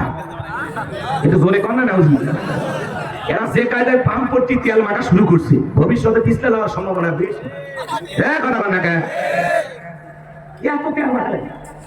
একটা নেতার বাড়ি কখনো মক্কা হতে পারে? আপনি বলতে পারেন, প্রশংসা করেন, আমার নেতা আমার বাবার মতো, নেতার বাড়ি আমার ঘরের মতো। বল, প্রশংসার আরো ভাষা আছে, কেন বলতে হবে এই নেতার বাড়ি মক্কা? এই বেটা, হাসি তামাশা করো না। নেতার প্রশংসা করতে গিয়ে হুঁশ থাকে না। নেতার বাড়িকে মক্কা বানায় দিলেন, উখিয়াতে ইয়াবা ট্যাবলেট কক্সবাজারে বেশি পাওয়া যায়, মানে খেতে না। পাগলামি করার একটা সীমা আছে, লিমিট ক্রস করো না। প্রশংসা করো যে না, নেতাকে দেখলে আমার বাবার মতো মনে হয়, নেতার বাড়িটা মনে হয় আমার বাড়ি, থাক বেটা নেতার বাড়িতে থাক। কিন্তু প্রশংসা করতে গিয়ে নেতার বাড়িকে মক্কা বলবেন, এটা কিন্তু শোভা পায় না। সব জায়গায় সব ভাষা ইউজ করলে হিতে বিপরীত হয়। আর বেশি ওই যে কথা আছে, অতি ভক্তি চোরের লক্ষণ। কথাটা আমার মনে হয় এরা আফসোস লীগের সদস্য। করেন সামনে যায়, কষ্ট হচ্ছে নাকি আপনাদের? এই জন্য ভাইয়ের আমার, অতিরঞ্জিত কোনো কিছুই ভালো না। নেতার বাড়ি কখনো মক্কা হতে পারে না। মক্কা হলো আল্লাহর ঘর, বাইতুল্লাহ মুসলমানদের আবেগের জায়গা, ভালোবাসার জায়গা। সেখানে উল্টা পাল্টা করলে কাউকে ছাড় দেওয়া হবে না। চলেন সামনের দিকে যায় ভাইরা আমার। আমি যে কথা বলতে চাচ্ছিলাম, গভীর মনোযোগ দিয়ে কথাগুলো শোনেন। মুসা নবী তখন কিপ্তিকে একটা ঘুষি মারলেন, ইয়া খুশিতে কিপ্তি দুনিয়া থেকে দিলেন। ইন্না লিল্লাহি ওয়া ইন্না ইলাইহি রাজিউন, জায়গাতে খালাস। আল্লাহু আকবার বলবেন না? এবার বাজান গো আমার, নবী মুসার বিরুদ্ধে হয়ে গেল মার্ডারের মামলা। ফিরাউনের দরবারে যখন মামলা হয়ে গেল, আল্লাহ ডেকে বলে পয়গম্বর আর থাকা যাবে না, মাদাইনের দিকে রওনা করো। আল্লাহর পয়গম্বর তখন মাদাইনের দিকে রওনা করলেন। মাদাইনের দিকে রওনা করার পরে গভীর মনোযোগ দিয়ে কথাগুলো শুনবেন বাজান। মাদাইনের দিকে রওনা করার পরে সেখানে যায় পানি খাওয়ানোর ঘটনা আপনারা অনেকেই শুনেছেন, আমি আর বললাম না। শুআয়ব আলাইহিস সালামের দুইটা মেয়ের সাথে পরিচয় হয়ে গেল। তাদের সঙ্গে তাদের বাড়িতে গেলেন। যাওয়ার পরে দুইটা মেয়ে ডেকে বলে, আব্বা আমাদের বাড়িতে একটা রাখাল দরকার, কাজের লোক দরকার। একটা ছেলেকে পেয়েছি, ছেলেটা অত্যন্ত ভালো লাজুক। আমরা দুইটা বোন কয়েকটা ঘন্টা সময় কাটা দিলাম, একটা বারের জন্য আমাদের দিকে ফিরেও তাকাই নাই। শুআয়ব আলাইহিস সালাম রাজি হয়ে গেলেন। পয়গম্বর মুসা আলাইহিস সালামকে তার বাড়িতে রাখাল হিসেবে রাখলেন। বড় মেসুপুরের সাথে বিবাহের ব্যবস্থা করে দিলেন। জোরে বলেন মারহাবা। 8 থেকে 10 বছর এইভাবে কেটে গেল। আমার আল্লাহ এবার ডেকে বলে, পয়গম্বর মুসা আর কতদিন শ্বশুর বাড়ি মধুর হাড়ি, এবার ঘাটতি গুটি গোছাও, স্ত্রীকে সঙ্গে নাও, আবার মিশরের দিকে রওনা করো। আল্লাহর পয়গম্বর মুসা আলাইহিস সালাম স্ত্রীকে সঙ্গে নিলেন, শ্বশুরের দেওয়া কি হাদিয়া যা পাইলেন সঙ্গে নিলেন, লাঠিটা নিয়ে নবী মুসা আলাইহিস সালাম যখন রওনা করলেন, তুর পর্বতে যাওয়ার পর আরো কিছু ঘটনা আমি বলবো না। আল্লাহ তাআলা ডাইরেক্ট তার পয়গম্বরকে নবুয়ত দান করে বলেন, ওয়া মা তিলকা বিয়ামিনিকা ইয়া মুসা। আল্লাহু আকবার। আল্লাহ ডেকে বলে, পয়গম্বর তোমার হাতে ওইটা লাঠি। পয়গম্বর তোমার হাতে ওইটা কি? পয়গম্বর মুসা আলাইহিস সালামকে আল্লাহ তাআলা জিজ্ঞাসা করেন, ও নবী মুসা তোমার হাতে ওইটা কি? পয়গম্বর জবাব দিয়ে বলেন, ক্বালা হিয়া আসায়া আতাওয়াক্কাউ আলাইহা ওয়া আহুশু বিহা আলা গনামি ওয়া লিয়া ফিহা মাআরিব উখরা। পয়গম্বর জবাব দিয়ে বলেন, আল্লাহ আমার হাতে এটা লাঠি, এটার উপর ভাত দিয়ে চলি, ছাগলের জন্য পাতা পারি, ইত্যাদি ইত্যাদি অনেক অনেক কাজ করি। আল্লাহ ডেকে বলে, পয়গম্বর প্রশ্ন করলাম, একটা জবাব দাও তবে, একটা কারণটা কি? নবী মুসা কথা বলে কার সাথে? আল্লাহর সাথে কথা বলতে মজা আছে না নাই? এই যুবক, তোমার আমার কাছে যদি একটা মেয়ে ভুল করে রং নাম্বারে মিস কল দেয়, তুমি পাগল হয়ে যাও। 17টা সিম কার্ড পরিবর্তন করে হলে মেয়েটারে কল দাও। মেয়ে তখন বলে, ভাইয়া সরি, ভুল করে কল দিয়েছি। মানে সরি বলে লাভ হবে না, নিবানো এখন কেন জ্বালাইলি, এখন ভালোবাসা দিবি কিনা বল। একটা মহিলার খন্ড পাইলে তুমি আমি পাগল হয়ে যায়। রাত 3:30টার দিকে এক মহিলা কুড়িগ্রাম থেকে আমার একদিন কল দিয়ে বলে, হ্যালো তুমি কে সোহেল? আমি তখন বললাম, না আমি একটা হুজুর মানুষ। কয় ঢং করো না, রাত চলে গেলে আফসোস করবা, ও কি তাহাজ্জুদ পড়ার জন্য ডাকতেছে এখন নাকি আপনারা? এই জন্য যুবক, একটা মহিলার কণ্ঠ শুনে তুমি আমি পাগল হয়ে যাও। আজকে সমাজ সবচাইতে নষ্ট করার মূল অস্ত্র হলো এই মোবাইল। মোবাইলের ওজন কম, কিন্তু মোবাইলের মাধ্যমে পাপের ওজনটা অনেক বেশি। যুবক যুবতী তরুণ তরুণীরা নষ্ট হয়ে গেছে এই মোবাইলের কারণে। আগে চিঠি লিখতো, প্রেম পত্র লিখতো, ভয় ছিল কার হাতে, পরে মায়ের হাতে না মেয়ের হাতে না বাপের হাতে, টেনশন ছিল। আর এখন একটা শর্ট করে আস্তে করে একটা SMS লিখে দেয় আই লাভ ইউ। কেউ টের পায় না, মাও টের পায় না, বাপু টের পায় না। কথা বল লাগে আপনারা, রাগ করেন আমার কথা কি রাগ করেন? সারা রাত জায়গা জায়গা অনলাইনে উল্টা পাল্টা ভিডিও দেখে, ল্যাপের ভিতরে কম্বলের ভিতরে ঢুকে আছে না আছে। এটা মাঝে যখন দরজা না করে রুবেল এই ঘরের ভিতরে কি হয় রে? বলে বাংলাদেশের স্বাধীনতার যুদ্ধ এত তো কয়েকদিন আগে ওনার সরকার আইনা ঘর পরিদর্শন বই পড়ার ভান করে ইউনুস সরকার আয়না ঘর দেখতে গেছে। এটা নিয়ে এখন প্রতিবাদ, কেন এতদিন পরে গেল? 6 মাস ধরে কিন্তু আয়না ঘর বানিয়ে এলেন। এটা ঘটনা নাকি নাটক? মনে রাখবেন, আজকে রফিকুল ইসলাম মাদানী বলেছেন যে আল্লাহর কসম আয়না ঘর সত্য, এই যে টর্চার সেলগুলো সত্য। কিন্তু কেন জানি একটা ধোঁয়াশার মধ্যে আমরা ছিলাম, ঢুকতে দেয়নি। কারণটা কি? এর ভিতরে হয়তোবা টর্চার করার যে আলামত গুলো ছিল সেগুলো হয়তোবা কিছুটা মুছে ফেলা হয়েছে। কথা বলে ঠিক কিনা? যাই হোক, আয়না ঘর ছিল, নির্যাতন জুলুম ছিল, এটা তো সত্য, এটা অস্বীকার করার কোনো সুযোগ নাই। কিন্তু গুজব লিখ তো আছেই, তারা খালি গুজব ছড়ায়। সেগুলো আয়না ঘর ডক্টর ইউনুস সাহেব 6 মাসে বানিয়েছে। কথা কয় না কেন? আবার যে সিয়ারটা ভাইরাল হয়েছে ছবিতে, বলে না এটা সমস্যা, এই সিয়ারে কোনোদিন ইলেকট্রিক শর্ট দেওয়া যায়, এটা বানিয়েছে। নানা ধরনের মিথ্যা কথা চতুর্দিকে ছড়াবে। কিন্তু মনে রাখবেন, তারা 16 বছরে গুম খুনের কিন্তু তালিকা করে শেষ করতে পারবে না। এত মানুষের উপরে নির্যাতন জুলুম করেছে। কথা বলে ঠিক কিনা? খাপাই গাইলে পাবলিক খাবে না। আর ইউনুস সাহেব কি মনে করছেন? ঠান্ডা মাথার খেলোয়াড়, নোবেল বিজয়ী। কথা বল। অনেকে বলে হুজুর আপনারা তো সুদের ব্যবসা দিয়েছেন। ইউনুস সাহেব সুদের ব্যবসা করে। আমার বাপও যদি সুদের ব্যবসা করে, আমি কি বলবো আমার বাপের জন্য হালাল? আমার বাপের জন্য যেটা হারাম, আমি অবশ্যই বাবার বিরুদ্ধে ওয়াজ করবো। ইউনুস সাহেব গ্রামীণ ব্যাংকের মালিক, সেই হিসাবে গ্রামে গ্রামে সুদের ব্যবসা তিনি করেছেন। এটা নিয়ে অনেকে বলে হুজুর আপনারা এগুলো কেন বলেন না? এই সে হ্যান ত্যান, এখন সুদ করে পক্ষে আপনারা স্লোগান দিচ্ছেন, আমরা ওইটা বলতেছি না। একজন তো সুদ করে বলতেছেন, আর একজন যে ছিল ঠান্ডা মাথার ভয়ঙ্কর খুনি কিলার, তার কি হবে? হাজার হাজার মানুষকে হত্যা করেছে। কথা বলে ঠিক কিনা? ইউনুস সরকার, বাংলাদেশ বিপদে পড়েছে। বিপদে পড়ে মানুষ যেরকম দোয়া ইউনুস পড়ে, বাংলাদেশ যখন বিপদে পড়েছে ইউনুস সাহেব এসে বাংলাদেশের মানুষের হাল ধরেছে। কথা বলে ঠিক কিনা? উনি যদি না থাকে এই জায়গায় অন্য কেউ থাকলে দেশে অনেক কিছু ঘটতে পারত। কিন্তু উনি ঠান্ডা মাথার একজন মানুষ, চমৎকার কথা বলেন। উনি কয়েকদিন আগে বক্তব্য দিতে বলেননি যে ওনাদেরকে শুধরানোর একটা সুযোগ আমরা দিচ্ছি, যদি শুধরায় ভালো, আর যদি না শুধরায় তারও ব্যবস্থা হবে। জ্ঞানী লোকের চমৎকার কথা। ডক্টর ইউনুস সাহেব বলতেছেন যে ওদেরকে ভালো হওয়ার একটা সুযোগ আমরা দিচ্ছি। যদি ভালো হয় তো ভালো, আর যদি ভালো না হয় কেমনি কি করা লাগে পরে? রাগ করে ঠান্ডা মাথার খেলোয়াড় হল। বিশ্বের বড় বড় নেতা ওনারা সালাম দেন। কথা কন।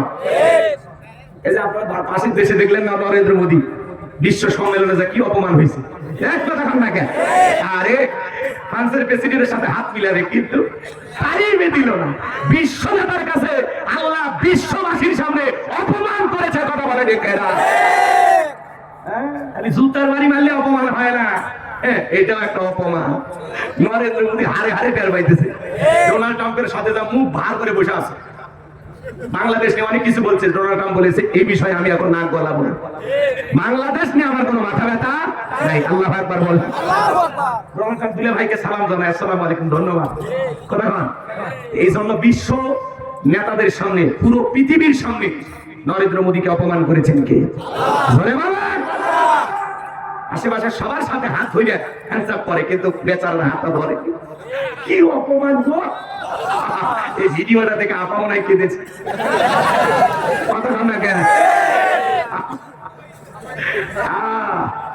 এই দেশটাকে ছোট মনে করবেন না।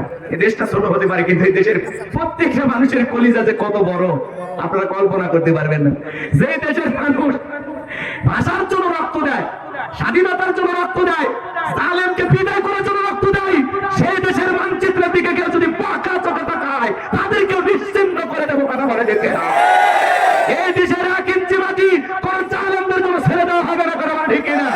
যারা যারা জীবন দিতে প্রস্তুত দেশের জন্য হাত তুলে দেখা। 3 লাখের তাকবীর। ভয় আমাদেরকে দেখাবেন না, আমরা মুসলমান, আমরা ভয় দেখানোর জাতি, ভয় করার জাতি না। কত নেতা দেখলাম আমরা, কত নেতা আইবো যাইবো, কিন্তু আমরা জায়গায় দাঁড়িয়ে থাকবো। আপনাকে সামনের দিকে নিয়ে যাবো। যুবক, এই অশ্লীল গান বাজনা শ্রবণ করা যাবে না। এই মোবাইল যুব সমাজের চরিত্র নষ্ট করছে। কথা বলে ঠিক না? মোবাইলের ওজন কম, কিন্তু মোবাইলের মাধ্যমে পাপের ওজনটা অনেক বেশি। যুব সমাজ নষ্ট হয়ে গেছে এই মোবাইলের কারণে। ছেলে মেয়ের হাতে বিবাহের আগে কেউ টাচ মোবাইল কিনে দেবেন, পারবেন তো ইনশাল্লাহ? আমি কি এক লাইনে একটু যুবকদের জন্য বলবো? রাগ করবেন না? দেশে মোবাইল আইছে, চিঠি বন্ধ হইয়াছে, দিওয়ানা বানাইছে, পোলা মাইয়ার মনের কথা ভাসে বাতাসে। দেখো পোলা পানের মন বাদা ফেসবুকে এখন, মোবাইলে চ্যাটিং কইরা কাটায় সারাক্ষণ। এই মোবাইল পাইয়া দেখো মদনের মাইয়া, এই মোবাইল পাইয়া দেখো মদনের মাইয়া কি কাণ্ড ঘটাইছে, স্বামী সংসার রাইখা নাকি পলাইয়া গেছে। দুই বাচ্চার মা, চার বাচ্চার মা পরকীয়া প্রেম করে আরেকটা ছেলের হাত ধরে পালিয়ে যায়। যে নারী স্বামী রেখে সন্তান রেখে আরেকটা ছেলের হাত ধরে পর পুরুষের হাত ধরে পালিয়ে যায়, ওটা নারী না, ওটা নারী জাতির কলঙ্ক, ওটা ভাসানি, ডাইনি, কালনাগিনী, বিশ্বাসঘাতক নারী। ও মা, ও বোন, কেমনে পারলা স্বামী রেখে সন্তান রেখে আরেকটা ছেলের হাত ধরতে? তোমার কি একটু লজ্জা করলো না? তোমার অন্তরে কি ভয় নাই? কেমনে পারো মা স্বামী রেখে সন্তান রেখে আরেকটা ছেলের হাত ধরতে? কেমনে পারো? ও মা, কেমনে পারো মা? নিজেকে এত সস্তা বানায় না। আল্লাহ যেন নারী জাতিকে হেদায়েত দান করে। সব দোষ কি নারী রেখাতে তালি বাজে? পুরুষের দোষ আসে না? এই ছেলে, তোমাদেরকে বলছি, তোমার স্ত্রীর সাথে যদি কেউ পরকীয়া প্রেম করে মাইনে নিবা? তোমার বোন মায়ের সাথে কেউ যদি পরকীয়া প্রেম করে মাইনে নিবা? তাহলে তুমি যে নারীর সাথে পরকীয়া প্রেম করো সেটাও কারো না কারো স্ত্রী, কারো না কারো মেয়ে, কারো না কারো মা আছে। আকল খাতায় কাজ করে। বিবাহের আগে কোনো অবৈধ প্রেম ভালোবাসা করা যাবে জায়েজ নাই, হারাম। মনে থাকবে তো? ওদেশে টিকটক আসিয়া সব গেল বাসিয়া, সিদ্দিক সোরা নায়ক হইছে আইডি খুলিয়া, হিরো আলম নায়ক হইছে আইডি খুলিয়া। এই মোবাইলে হাই কি জাদু আছে ভাই, পোলা পান বইতাছে, পড়ালেখা তুইলা রাখছে সপ্তম আকাশে। এখন আর পড়াশোনা নাই, বাচ্চারা করে অটো পাস। সামনের দিকে যাই বাজান গো আমার, আমার আল্লাহ দেখে বলে পয়গম্বর প্রশ্ন করলাম একটা, জবাব দেবে একটা। কারণ কি? মুসা নবী তখন আল্লাহ তাআলা মুসা নবীকে জানিয়ে দিলেন, ক্বালা আলকিহা ইয়া মুসা, মুসা রে তোমার হাতের লাঠিটা এইবার নিক্ষেপ করো। মুসা আলাইহিস সালাম হাতের লাঠি নিক্ষেপ করলেন, ফাআলকাহা ফাইদা হিয়া হাইয়াতুন তাসআ। লাঠিটা নিক্ষেপ করা মাত্র হয়ে গেল বিশাল বড় একটা সাপ। মুসা নবী বলে, বাপ রে বাপ, এই যে যাদের সাপ আরো বংশ করে দিবে সাপ। আমার আল্লাহ রাব্বুল আলামিন তখন ডেকে বলেন, ক্বালা খুযহা ওয়া লা তাখাফ সানুঈদুহা সিরাতাহাল উলা। ও নবী মুসা, ভয় পেও না, দৌড় মেরো না। নবী গো, ওই সাপের দিকে হাত বাড়াও, আমি আল্লাহ আবার পূর্বের মতো লাঠি বানায় দিব। বলেন সুবহানাল্লাহ। নবী মুসা যখন এইবার ভয় ভয় ধরতে গেছে, আবার কি হয়ে গেছে? লাঠি হয়ে গেছে। সুবহানাল্লাহ বলেন। এর নামই হলো মুজিজা। এরপরে আল্লাহ রাব্বুল আলামিন বলেন, ওয়াদফু ইয়াদাকা ইলা জানাহিকা তাখরুজ বাইদা মিন গায়রি সুইন আয়াতান উখরা লিনুরিয়াকা মিন আয়াতিনাল কুবরা।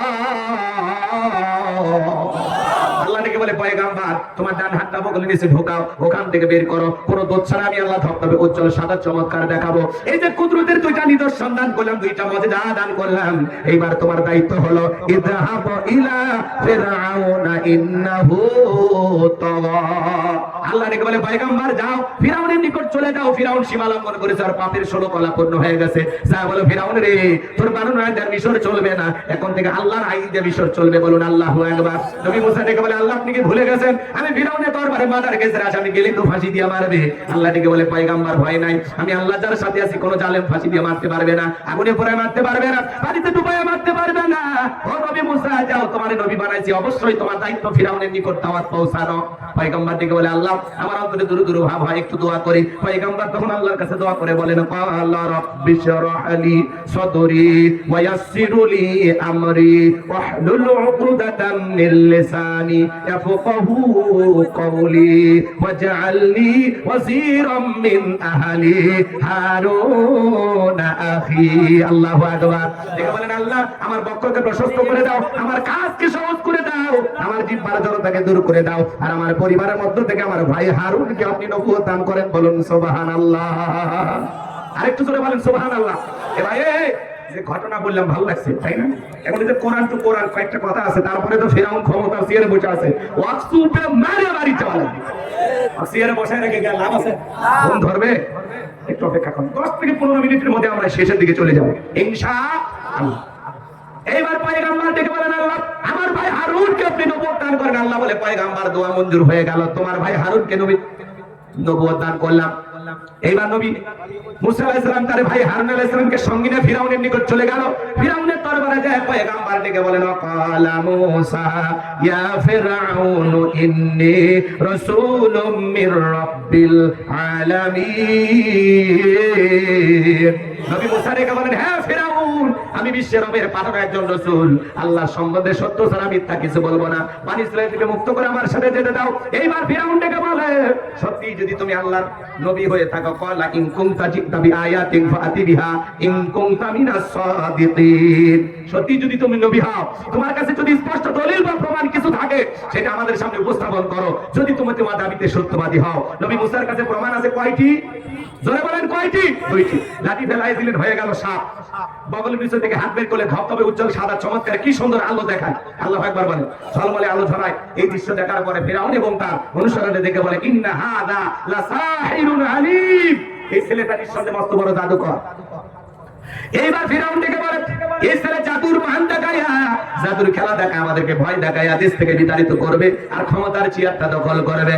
এইবার বলো, তোমরাই বলো, ওই এমপি মন্ত্রী তোমরা যারা আছো, বলো ছেলেটার বিরুদ্ধে কি করা যায়। সবাই ডেকে বলে, নেতা ওরে যাইতে দেন, ওর সাথে একটা সেমিফাইনাল খেলা হবে। কি খেলা? সেমিফাইনালের পরে ফাইনাল। মনোযোগ দিয়ে কথাগুলো শোনেন। বলে কি করতে চাও? সবাই ডেকে বলে, আতু বিকুল্লি সাহিরিন আলিম। শহর বন্দর থেকে দক্ষ জাদুকর ফিরআউনের দরবারে উপস্থিত করা হলো। সমস্ত জাদুকর এইবার ডেকে বলে, ও নেতা, আপনার শত্রু মুসাকে যদি আমরা পরাজিত করতে পারি, আপনি কি দেবেন আমাদেরকে? ফিরআউন তখন সমস্ত জাদুকরদের উদ্দেশ্যে বলেন, ক্বালা নাআম ওয়া ইন্নাকুম লামিনাল মুকাররাবিন।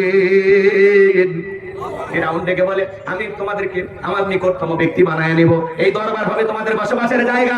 নেতা যদি বলে তোমরা আমার কাছের মানুষ, আর কিছু লাগে, নেতার কাতায় ক্রস ফায়ার করা যায়, রাতকে দিন করা যায়, দিনকে রাত করা যায়। কথা বলেন ঠিক কি না?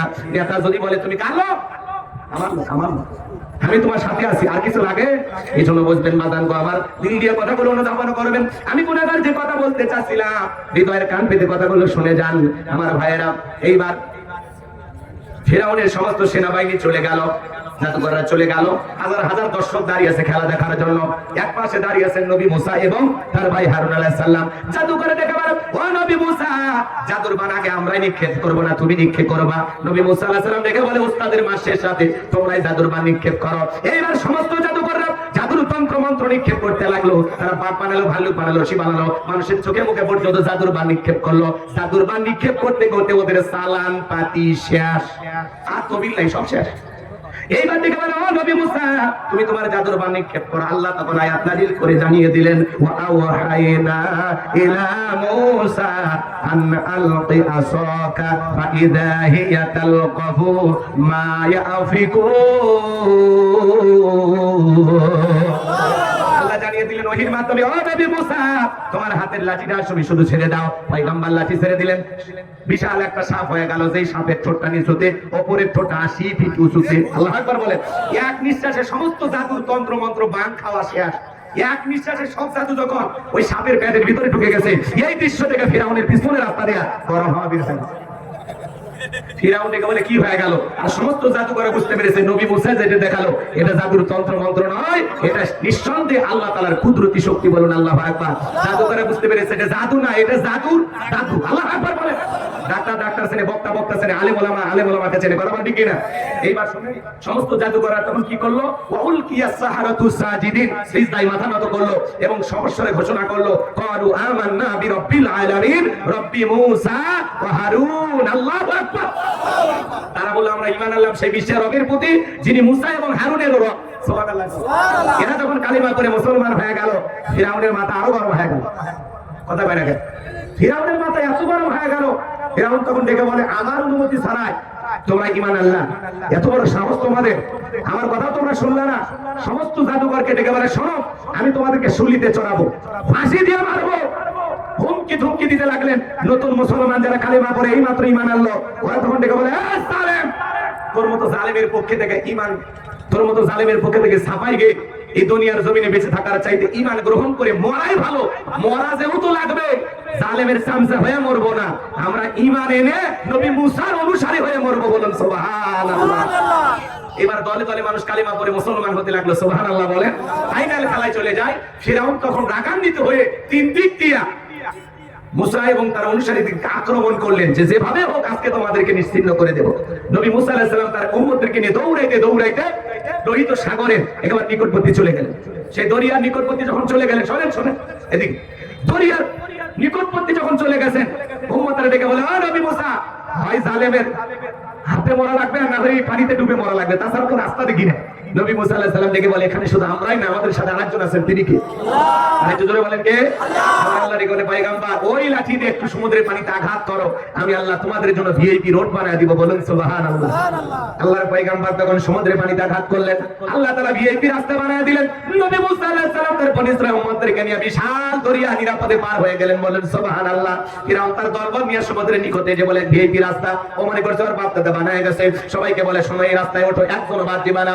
সবাইকে নিয়ে যখন ওই জালেম ফিরাউন বাজান গো আমার সেই বিশাল দরিয়া রাস্তায় যখন উঠেছে, ওরা যখন মাঝপথে চলে গেছে, একই রাস্তায় ইমানদারদের জন্য নিরাপদ, ইমানদারদের জন্য নিরাপদ, জালেমদের জন্য গজব। আল্লাহ ডেকে বলে, সমুদ্রের পানি রে, তুই তোর খেলা দেখা।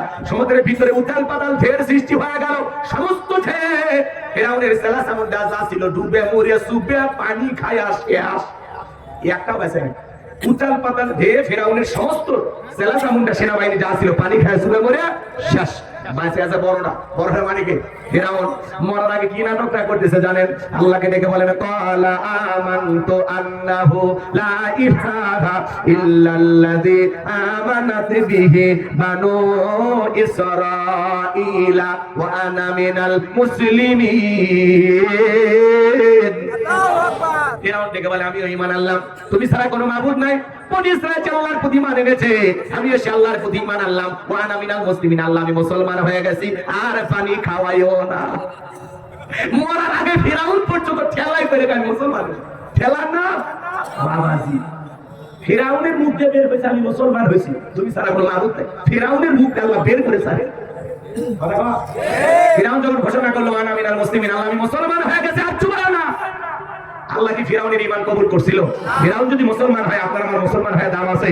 আল্লাহ কবুল করেনি। আল্লাহ তখন উত্তম জবাব দিয়েছিলেন, আল আনা ওয়া ক্বাদ আসাইতা ক্বাবলু ওয়া কুনতা মিনাল মুফসিদিন। আল্লাহ বলে, এখন ঈমান আনসার আগে কি করছো? নাফরমানি করেছো, বিশৃঙ্খলা সৃষ্টি করেছো, ক্ষমতার দাম্ভিকতা অহংকারে 40 বছর শিক্ষা ব্যবস্থা বন্ধ করে রাখছো, ঘরে ঘরে মূর্তি ঢুকা দিয়েছো। কথা বলেন, তোমার স্ত্রী আমি আল্লাহকে রব বলে স্বীকার করে তার পেরেক মেরে দুনিয়ার জমিন থেকে নির্যাতন করে বিদায় করে দিয়েছো, তোমার বাড়িটা শিখে গরম তেলে চুবায়া বিদায় করেছো। আজকে নবী মুসা এবং তার অনুসারীদেরকে হত্যা করার জন্য আক্রমণ করেছো। ফিরাউন রে, তোর পাপের কলাপ 16 কলায় পূর্ণ হয়েছে, এখন আর তুই বাঁচবি না। তবে মরার আগে শোন, আমি আল্লাহ তোর লাশটা রেখে দেব। আজও মিশরের জাদুঘরে ফিরাউনের লাশটা আছে না নাই? এটা তো ফিরাউনের লাশ না, এটা ফিরাউনের শুটকি। কি রে কি? মুসা প্রেমিকেরা যায় আর পায়ের জুতা খুলে মারে, আর কয় এই সেই ফিরাউন মার জুতা। চিন্তা করেন বাজান, শুটকি ফিরাউনক দেখে যদি মুসা প্রেমিকেরা জুতা মারে, যে একটা ফিরাউনক পাইলে ওর চামড়াতে ডুগডুগি বাজাই, তো কথা বলেন ঠিক কিনা? যে আল্লাহ ফিরাউনকে চুবাইয়া বিদায় করেছে, সে আল্লাহ আজও আছে না নাই? ধরে বলেন আছে না নাই? এজন্য মনে রাখবেন, ফিরাউনকে আল্লাহ চুবিয়া বিদায় করেছেন, নমরুদকে ল্যাংড়া মশার কামড়ে বিদায় করেছেন, আবু জেলকে 11 বছর 13 বছরে বালকতে বিদায় করেছেন। আজও যারা এই জমিনে মুসলমানের রক্ত নিয়ে খেলা করে, ওই জালেমদের পরিণতি নমরুদ ফিরাউনের চাইতে ভয়ঙ্কর হবে। বরাবর ঠিক কিনা?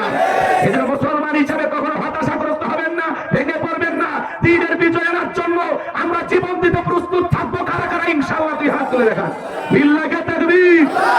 ওইজন্য সর্বশেষ কথা একটাই, জালেমদের শেষ পরিণতি পরাজয়, মুসলমানদের শেষ পরিণতি হলো বিজয়। বিজয়ের হাসি মুসলমানেরা হাসবে ইনশাআল্লাহ। এইজন্য ভাইরা আমার হতাশাগ্রস্ত হবেন না, ভেঙে পড়বেন না। অনেক কথা বলার ইচ্ছা ছিল, মা বোনদের উদ্দেশ্যে আমি দুই একটি কথা বলতে চাচ্ছিলাম। আপনারা তো অস্থির হয়ে গেছেন। যদি পারেন আমার ড্রাইভারের কাছ থেকে আমার লেখা এই বইটা নিয়ে যাবেন ইনশাআল্লাহ, শেষ বিদায়। শুনেন, এদিক খেয়াল করেন, এদিক খেয়াল করেন। মহিলা মানুষ হাজার হাজার আসছে, মা বোনদের জন্য আসতে এমন কিছু নাই। মা বোনদের উদ্দেশ্যে বলে যায়, মা 4টা আমলে আপনাদের জন্য 8টা জান্নাতের দরজা খোলা। ভাই 5টা মিনিট নাই আপনাদের কাছে? 5 মিনিট ইনশাআল্লাহ। বসেন, শোনেন শোনেন, 5 মিনিট চাই। সারা রাত বলা লাগবে না, আমি শোনেন এখানে আসি। আমার রাতের মাহফিল কালকে বাগেরহাট, ওদের একটু বেশি করে সময় দিই, তো যাবো না তো থাকবো। এজন্য নিয়ত করছিলাম যে আপনারা যদি ভালো পরিবেশে থাকতেন, দুইটাই অনেক আলোচনা তো কাজ করে দিলাম, বুঝলেন নাই? অনেক আলোচনা করার ইচ্ছা ছিল, কষ্ট হয় শেষবার একটা তাকবীর দেন তো, লিল্লাহি তাকবীর। আচ্ছা, মা বোনদের জন্য 5টা মিনিট দেবেন না? এই যে মুরব্বী অনুরোধ করতে, হ্যাঁ চাচা আছে, এই যে এনার অনুরোধে 5 মিনিট। ভাইরা আমার গভীর মনোযোগ দিয়ে শুনবেন, মা বোনদের উদ্দেশ্যে বলে যাই, মা 4টা আমলে আপনাদের জন্য 8টা জান্নাতের দরজা খোলা। 1 নাম্বার হলো নামাজ, 2 নাম্বার হলো রোজা, 3 নাম্বার হলো ফরজ পর্দা, 4 নাম্বার হলো স্বামীর খেদমত। মা বোনেরা নামাজ পড়ে না, জোহর পরে আসরের সময়, আসর পরে মাগরিবের সময়, আর মাগরিবের পরে হাঁসের বাচ্চা, গরু ছাগল তুলবা যা মাগরিব শেষ, আর এশার সময় স্টার জলসা জি বাংলা ধ্বংস করেছে সোনার বাংলা। কথা বলে ঠিক কিনা? তবে সাতক্ষীরার মা বোনেরা কিন্তু টিভি দেখে না, না এদিকের মা বোনেরা দেখে না, এরা সিরিয়াল বোঝে না গো।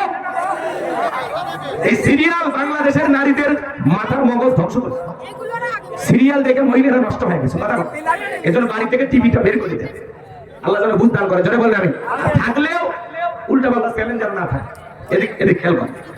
2 নাম্বার হলো রোজা। মা বোনেরা রোজার বেলায় শক্ত, মাঝে মাঝে রাগ করে 3 দিন ভাত খায় না। রোজার বেলায় কিন্তু এরা শক্ত। স্বামী যদি বলে ওগো রাগ করো না সোনা, একটু খাও ভাত, আমি খাবো না, না খাই মরে যাবো, মরলে তো তোমারই ভালো, নতুন বউ পাইবা। শোনেন, মেয়েরা রোজার বেলায় শক্ত। হুজুর ইমাম মুয়াজ্জিনকে বলে, হুজুর এই মাসে নফল রোজা আছে 2-1টা, কথা কন, কেন না খায় থাকার ব্যাপারে খুবই শক্ত। কথা কন নাকি আপনার? আচ্ছা না এরকম বউ? আচ্ছা, তার মানে রোজা মা বোনেরা ঠিকঠাক রাখে। 3 নাম্বার হলো ফরজ পর্দা। মা বোনেরা আওয়াজ শুনতেছেন, মা ভালো করে শুনে যান মা, আজকে মহিলাদের জানালার পর্দা ঠিক আছে, দরজার পর্দা ঠিক আছে, নিজের শরীরে পর্দা দিবার চায় না। পর্দা নফল না ফরজ। আল্লাহ বলেন অকরনা ফি বুয়ুতিকুন্না ওয়ালা তাবাররুজনা তাবাররুজাল জাহিলিয়াতিল উলা। নারীরা তোমরা ঘরের ভিতর অবস্থান করো, খবরদার জাহিলিয়াতের যুগের মেয়েদের মতো নোংরা অশ্লীল পোশাক পরে নিজের দেহকে প্রদর্শন করো না। পর্দা করা হলো নারীদের জন্য নফল না ফরজ। 24টা ঘন্টায় নিজের সতীত্বের হেফাজত করতে হবে। মা বোনদের উদ্দেশ্যে বলে যায়, মা শোনেন, হযরতে ফাতেমা বিশ্বনবীর বাড়িতে গেলেন, দরজায় ডাক দিলেন, আব্বা দরজা খুলে দেন। নবী আমার দরজা খুলে দিলেন। হযরতে ফাতেমা তাকায়া দেখেন নবীজি কান্না করতে করতে মুক্তোর দানার মতো চোখ দিয়ে পানিগুলো পড়তেছে, দাড়ি ভিজে যাচ্ছে। আম্মা জান, হযরতে ফাতেমা ডেকে বলেন, আব্বা জান, আমার আম্মা জান খাদিজার কথা মনে পড়ে কি কান্নাকাটি করেন? চাচা আবু তালেবের কথা ভেবে কি কান্নাকাটি করেন? ও আব্বা, একা একা ঘরের দরজা বন্ধ করে কেন কান্নাকাটি করেন? কি হয়েছে আপনার? নবী আমার ডেকে বলে, মা তোর মা খাদিজার কথা ভেবে কাঁদি না, তোর চাচা আমার চাচা আবু তালেবের জন্য কান্নাকাটি করি না। আমি কান্নাকাটি করতেছি মা, আমাকে যখন মেরাজ করতে নিয়ে যাওয়া হলো মা, জিবরাইল যখন জান্নাতটা ভ্রমণ করে দেখাইলো, জান্নাতটা দেখার পরে দিলটা হয়ে গেল খুশি।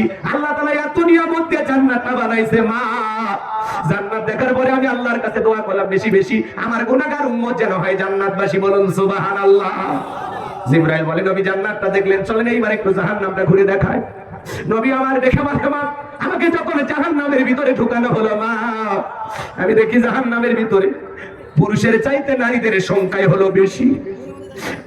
দেখি এক শ্রেণী নারীদের চুলের মুঠিগুলো আসমানের দিকে তুলে ধরা হয়েছে, পা থেকে মাথা পর্যন্ত জাহান্নামের আগুন দাউ দাউ করে জ্বলতেছে। গরম পানি যেরকম থপথপ থপথপ করে, মহিলাটার দেহ এরকম থপথপ করতেছে।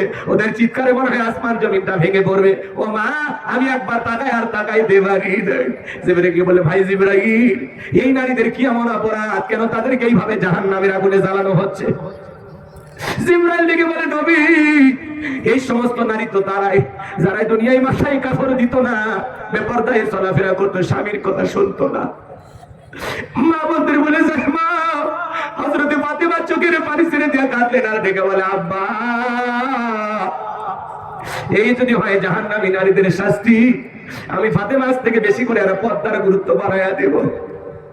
এই জন্য ফাতেমা মৃত্যুর আগেও পর্দার কথা ভুলে গেলেন না। যেদিন হযরতে ফাতেমা ইন্তিকাল করাবেন, সুন্দর করে হাসান আর হুসাইনকে সাজায়া দিলেন, নিজেও সেজে অপেক্ষায় বসে থাকলেন। হযরত আলী যখন দরজায় ডাক দিলেন, ফাতেমা দরজা খুলে দিলেন। হযরত আলী তাকায়া দেখে ফাতেমা সুন্দর করে সেজে আছে। হযরত আলী তখন মাথার টুপিটা খুললেন, দুইটা হাত বাড়াইলেন আর বলে, ফাতেমা, অনেকদিন পরে আজকে তুমি আমার জন্য সেজে আছো, দেখে বড় ভালো লাগতেছে, তুমি আমার বুকে আসো। হযরত আলী ফাতেমাকে বুকের সঙ্গে জড়ায় নিলেন। এইবার ফাতেমা ডেকে বলে, স্বামী, জীবনের শেষ দেখা দেখে নাও, ফাতেমার কোনদিন তোমার জন্য সাজবে না। গাছের গোড়া কেটে দিলে গাছটা যেমন ঠাস করে পড়ে যায়, হযরত আলী চোখের পানি ছেড়ে দিয়ে কান্না শুরু করলেন আর ডেকে বলে, ফাতেমা, তুমি যদি চলে যাও, আমার হাসান আর হোসাইনের কি হবে? কে আমারে ভালোবাসা দিবে রাত্রিবেলায়? কে আমার পায়ে জয়তুনের তেল মালিশ করে দিবে? ও ফাতেমা, তুমি যদি চলে যাও তোমার ব্যথা আমি সহ্য করতে পারবো না। হযরতে ফাতেমা ডেকে বলে, স্বামী, জন্ম হলে মৃত্যু তো একদিন হবে, আমাকে তো মরতেই হবে। তবে আমি মারা গেলে স্বামী আপনার কাছে একটা অনুরোধ, বেশি মানুষকে রাখবেন না। বেশি মানুষ যদি আমার জানাজা আসে, মানুষ দেখে বুঝতে পারবে আমি ফাতেমা লম্বা ছিলাম না খাটো ছিলাম। খাটিয়া যদি বহন করে মানুষ, বুঝতে পারবে আমি ফাতেমা কতটুকু আমার ওজন ছিল। আমি চাই আমি ফাতেমা মারা গেলে দুনিয়ার বেশি মানুষকে ডাকার দরকার না, আপনি নিজে আমাকে কবরে নিয়ে যাবেন গো স্বামী। কবর খনন করে যদি কারো প্রয়োজন হয় ডাক দিবেন। ফাতেমা এই কথাগুলো বলতেছেন, হযরত আলী অজরে চোখের পানি ছেড়ে দিয়া কান্না করতে লাগলেন। ও মা, পৃথিবীর শ্রেষ্ঠ রমণী, জান্নাতি নারীদের সর্দারনি ফাতেমা মৃত্যুর আগে পর্দার কথা ভেবে গেলেন। মা, আপনাদের কাছে সাতক্ষীরার মা বোন যারা আলোচনা শুনলেন, মা খবরদার মা, বেপরদায় চলাফেরা করবেন না, নিজেকে মানুষের সামনে প্রদর্শন করবেন না। জীবনে যতটুকু সাজুগুজু দেখানোর মতো মনে চাইলে শুধু স্বামীকেই দেখাবেন। পৃথিবীর সব নারীরা সাজবে শুধু স্বামীর জন্য। কার জন্য? জোরে বলেন, কার জন্য? কিন্তু এই পাগলিরা বিয়ের বাড়ি দাওয়াতের জন্য সাজে, মার্কেটে গেলে সাজে, বাপের বাড়িতে গেলে সাজে, রাতের বেলায় স্বামীর জন্য সাজুগুজু করে না। কথা বলেন মা বোনেরা, শুনে যান মা, নারীরা জাহান্নামে যাবে এর দুইটি কারণ হলো সবচাইতে বেশি। একটা হলো স্বামীর নাশুকরি, স্বামী এত দেয় এত খাওয়ায় সন্তুষ্ট না। একটু নির্দিষ্ট হয়ে গেলে জীবনে কি দিয়েছো, তোমার সাথে বিয়ে হয় আমার কপালটা পুড়ে গেছে। কথা বলেন, সারা জীবন দিবেন, একবার যদি না দিতে পারে ওই 30 বছরের বদনাম মানে দেয়াটা আর মনে থাকবে না। এজন্য স্বামীরা স্বামীদের নাশুকরি আদায় করার কারণে নারীরা বেশি বেশি জাহান্নামে যাবে। কথা বলেন না কেন? না করেন আমার কথা, না করেন। এজন্য মা বোনদের বলে যাই, মা, স্বামী যতটুকু ইনকাম, আপনার স্বামী কতটুকু ইনকাম করে ততটুকুতেই শুকরিয়া আদায় করবেন। আলহামদুলিল্লাহ। স্বামীকে অবৈধ ইনকামের দিকে ধাবিত করবেন না। স্বামীর যতটুকু আছে ততটুকু পেয়ে আপনারা কি করবেন? শুকরিয়া আদায় করবেন। আল্লাহ যেন নারীদের হেদায়েত দান করেন। একটু জোরে বলেন আমিন। আর একটু জোরে বলেন আমিন। বেশি বেশি দান সদকা করবেন। মা বোনেরা, স্বামীর জন্য তাহাজ্জুদ পড়ে আপনারা দোয়া করবেন, আল্লাহ যেন আমার মা বোনদেরকে স্বামীর খেদমত করার তৌফিক দান করেন। জোরে বলুন আমিন। হযরত ফাতেমার উত্তরসূরি হিসেবে কবুল করেন। জোরে বলুন আমিন। ওয়া আখিরি দাওয়ানা আলহামদুলিল্লাহি রাব্বিল আলামিন। সকলে দরুদ ইব্রাহিম পড়ুন। আমাদের ভাইয়ের শুনে নেন ভাই, এই যে শহীদ মেহেদী হাসানের স্মরণে ওই ছেলেটার জন্য একটু দোয়া করবেন না? এখনই দোয়া হবে, বস। আল্লাহুম্মা সাল্লি আলা মুহাম্মাদ ওয়া আলা মুহাম্মাদ কামা সাল্লাইতা আলা ইব্রাহিম ওয়া আলা আলি ইব্রাহিম ইন্নাকা হামিদুম মাজিদ। আল্লাহুম্মা বারিক আলা মুহাম্মাদ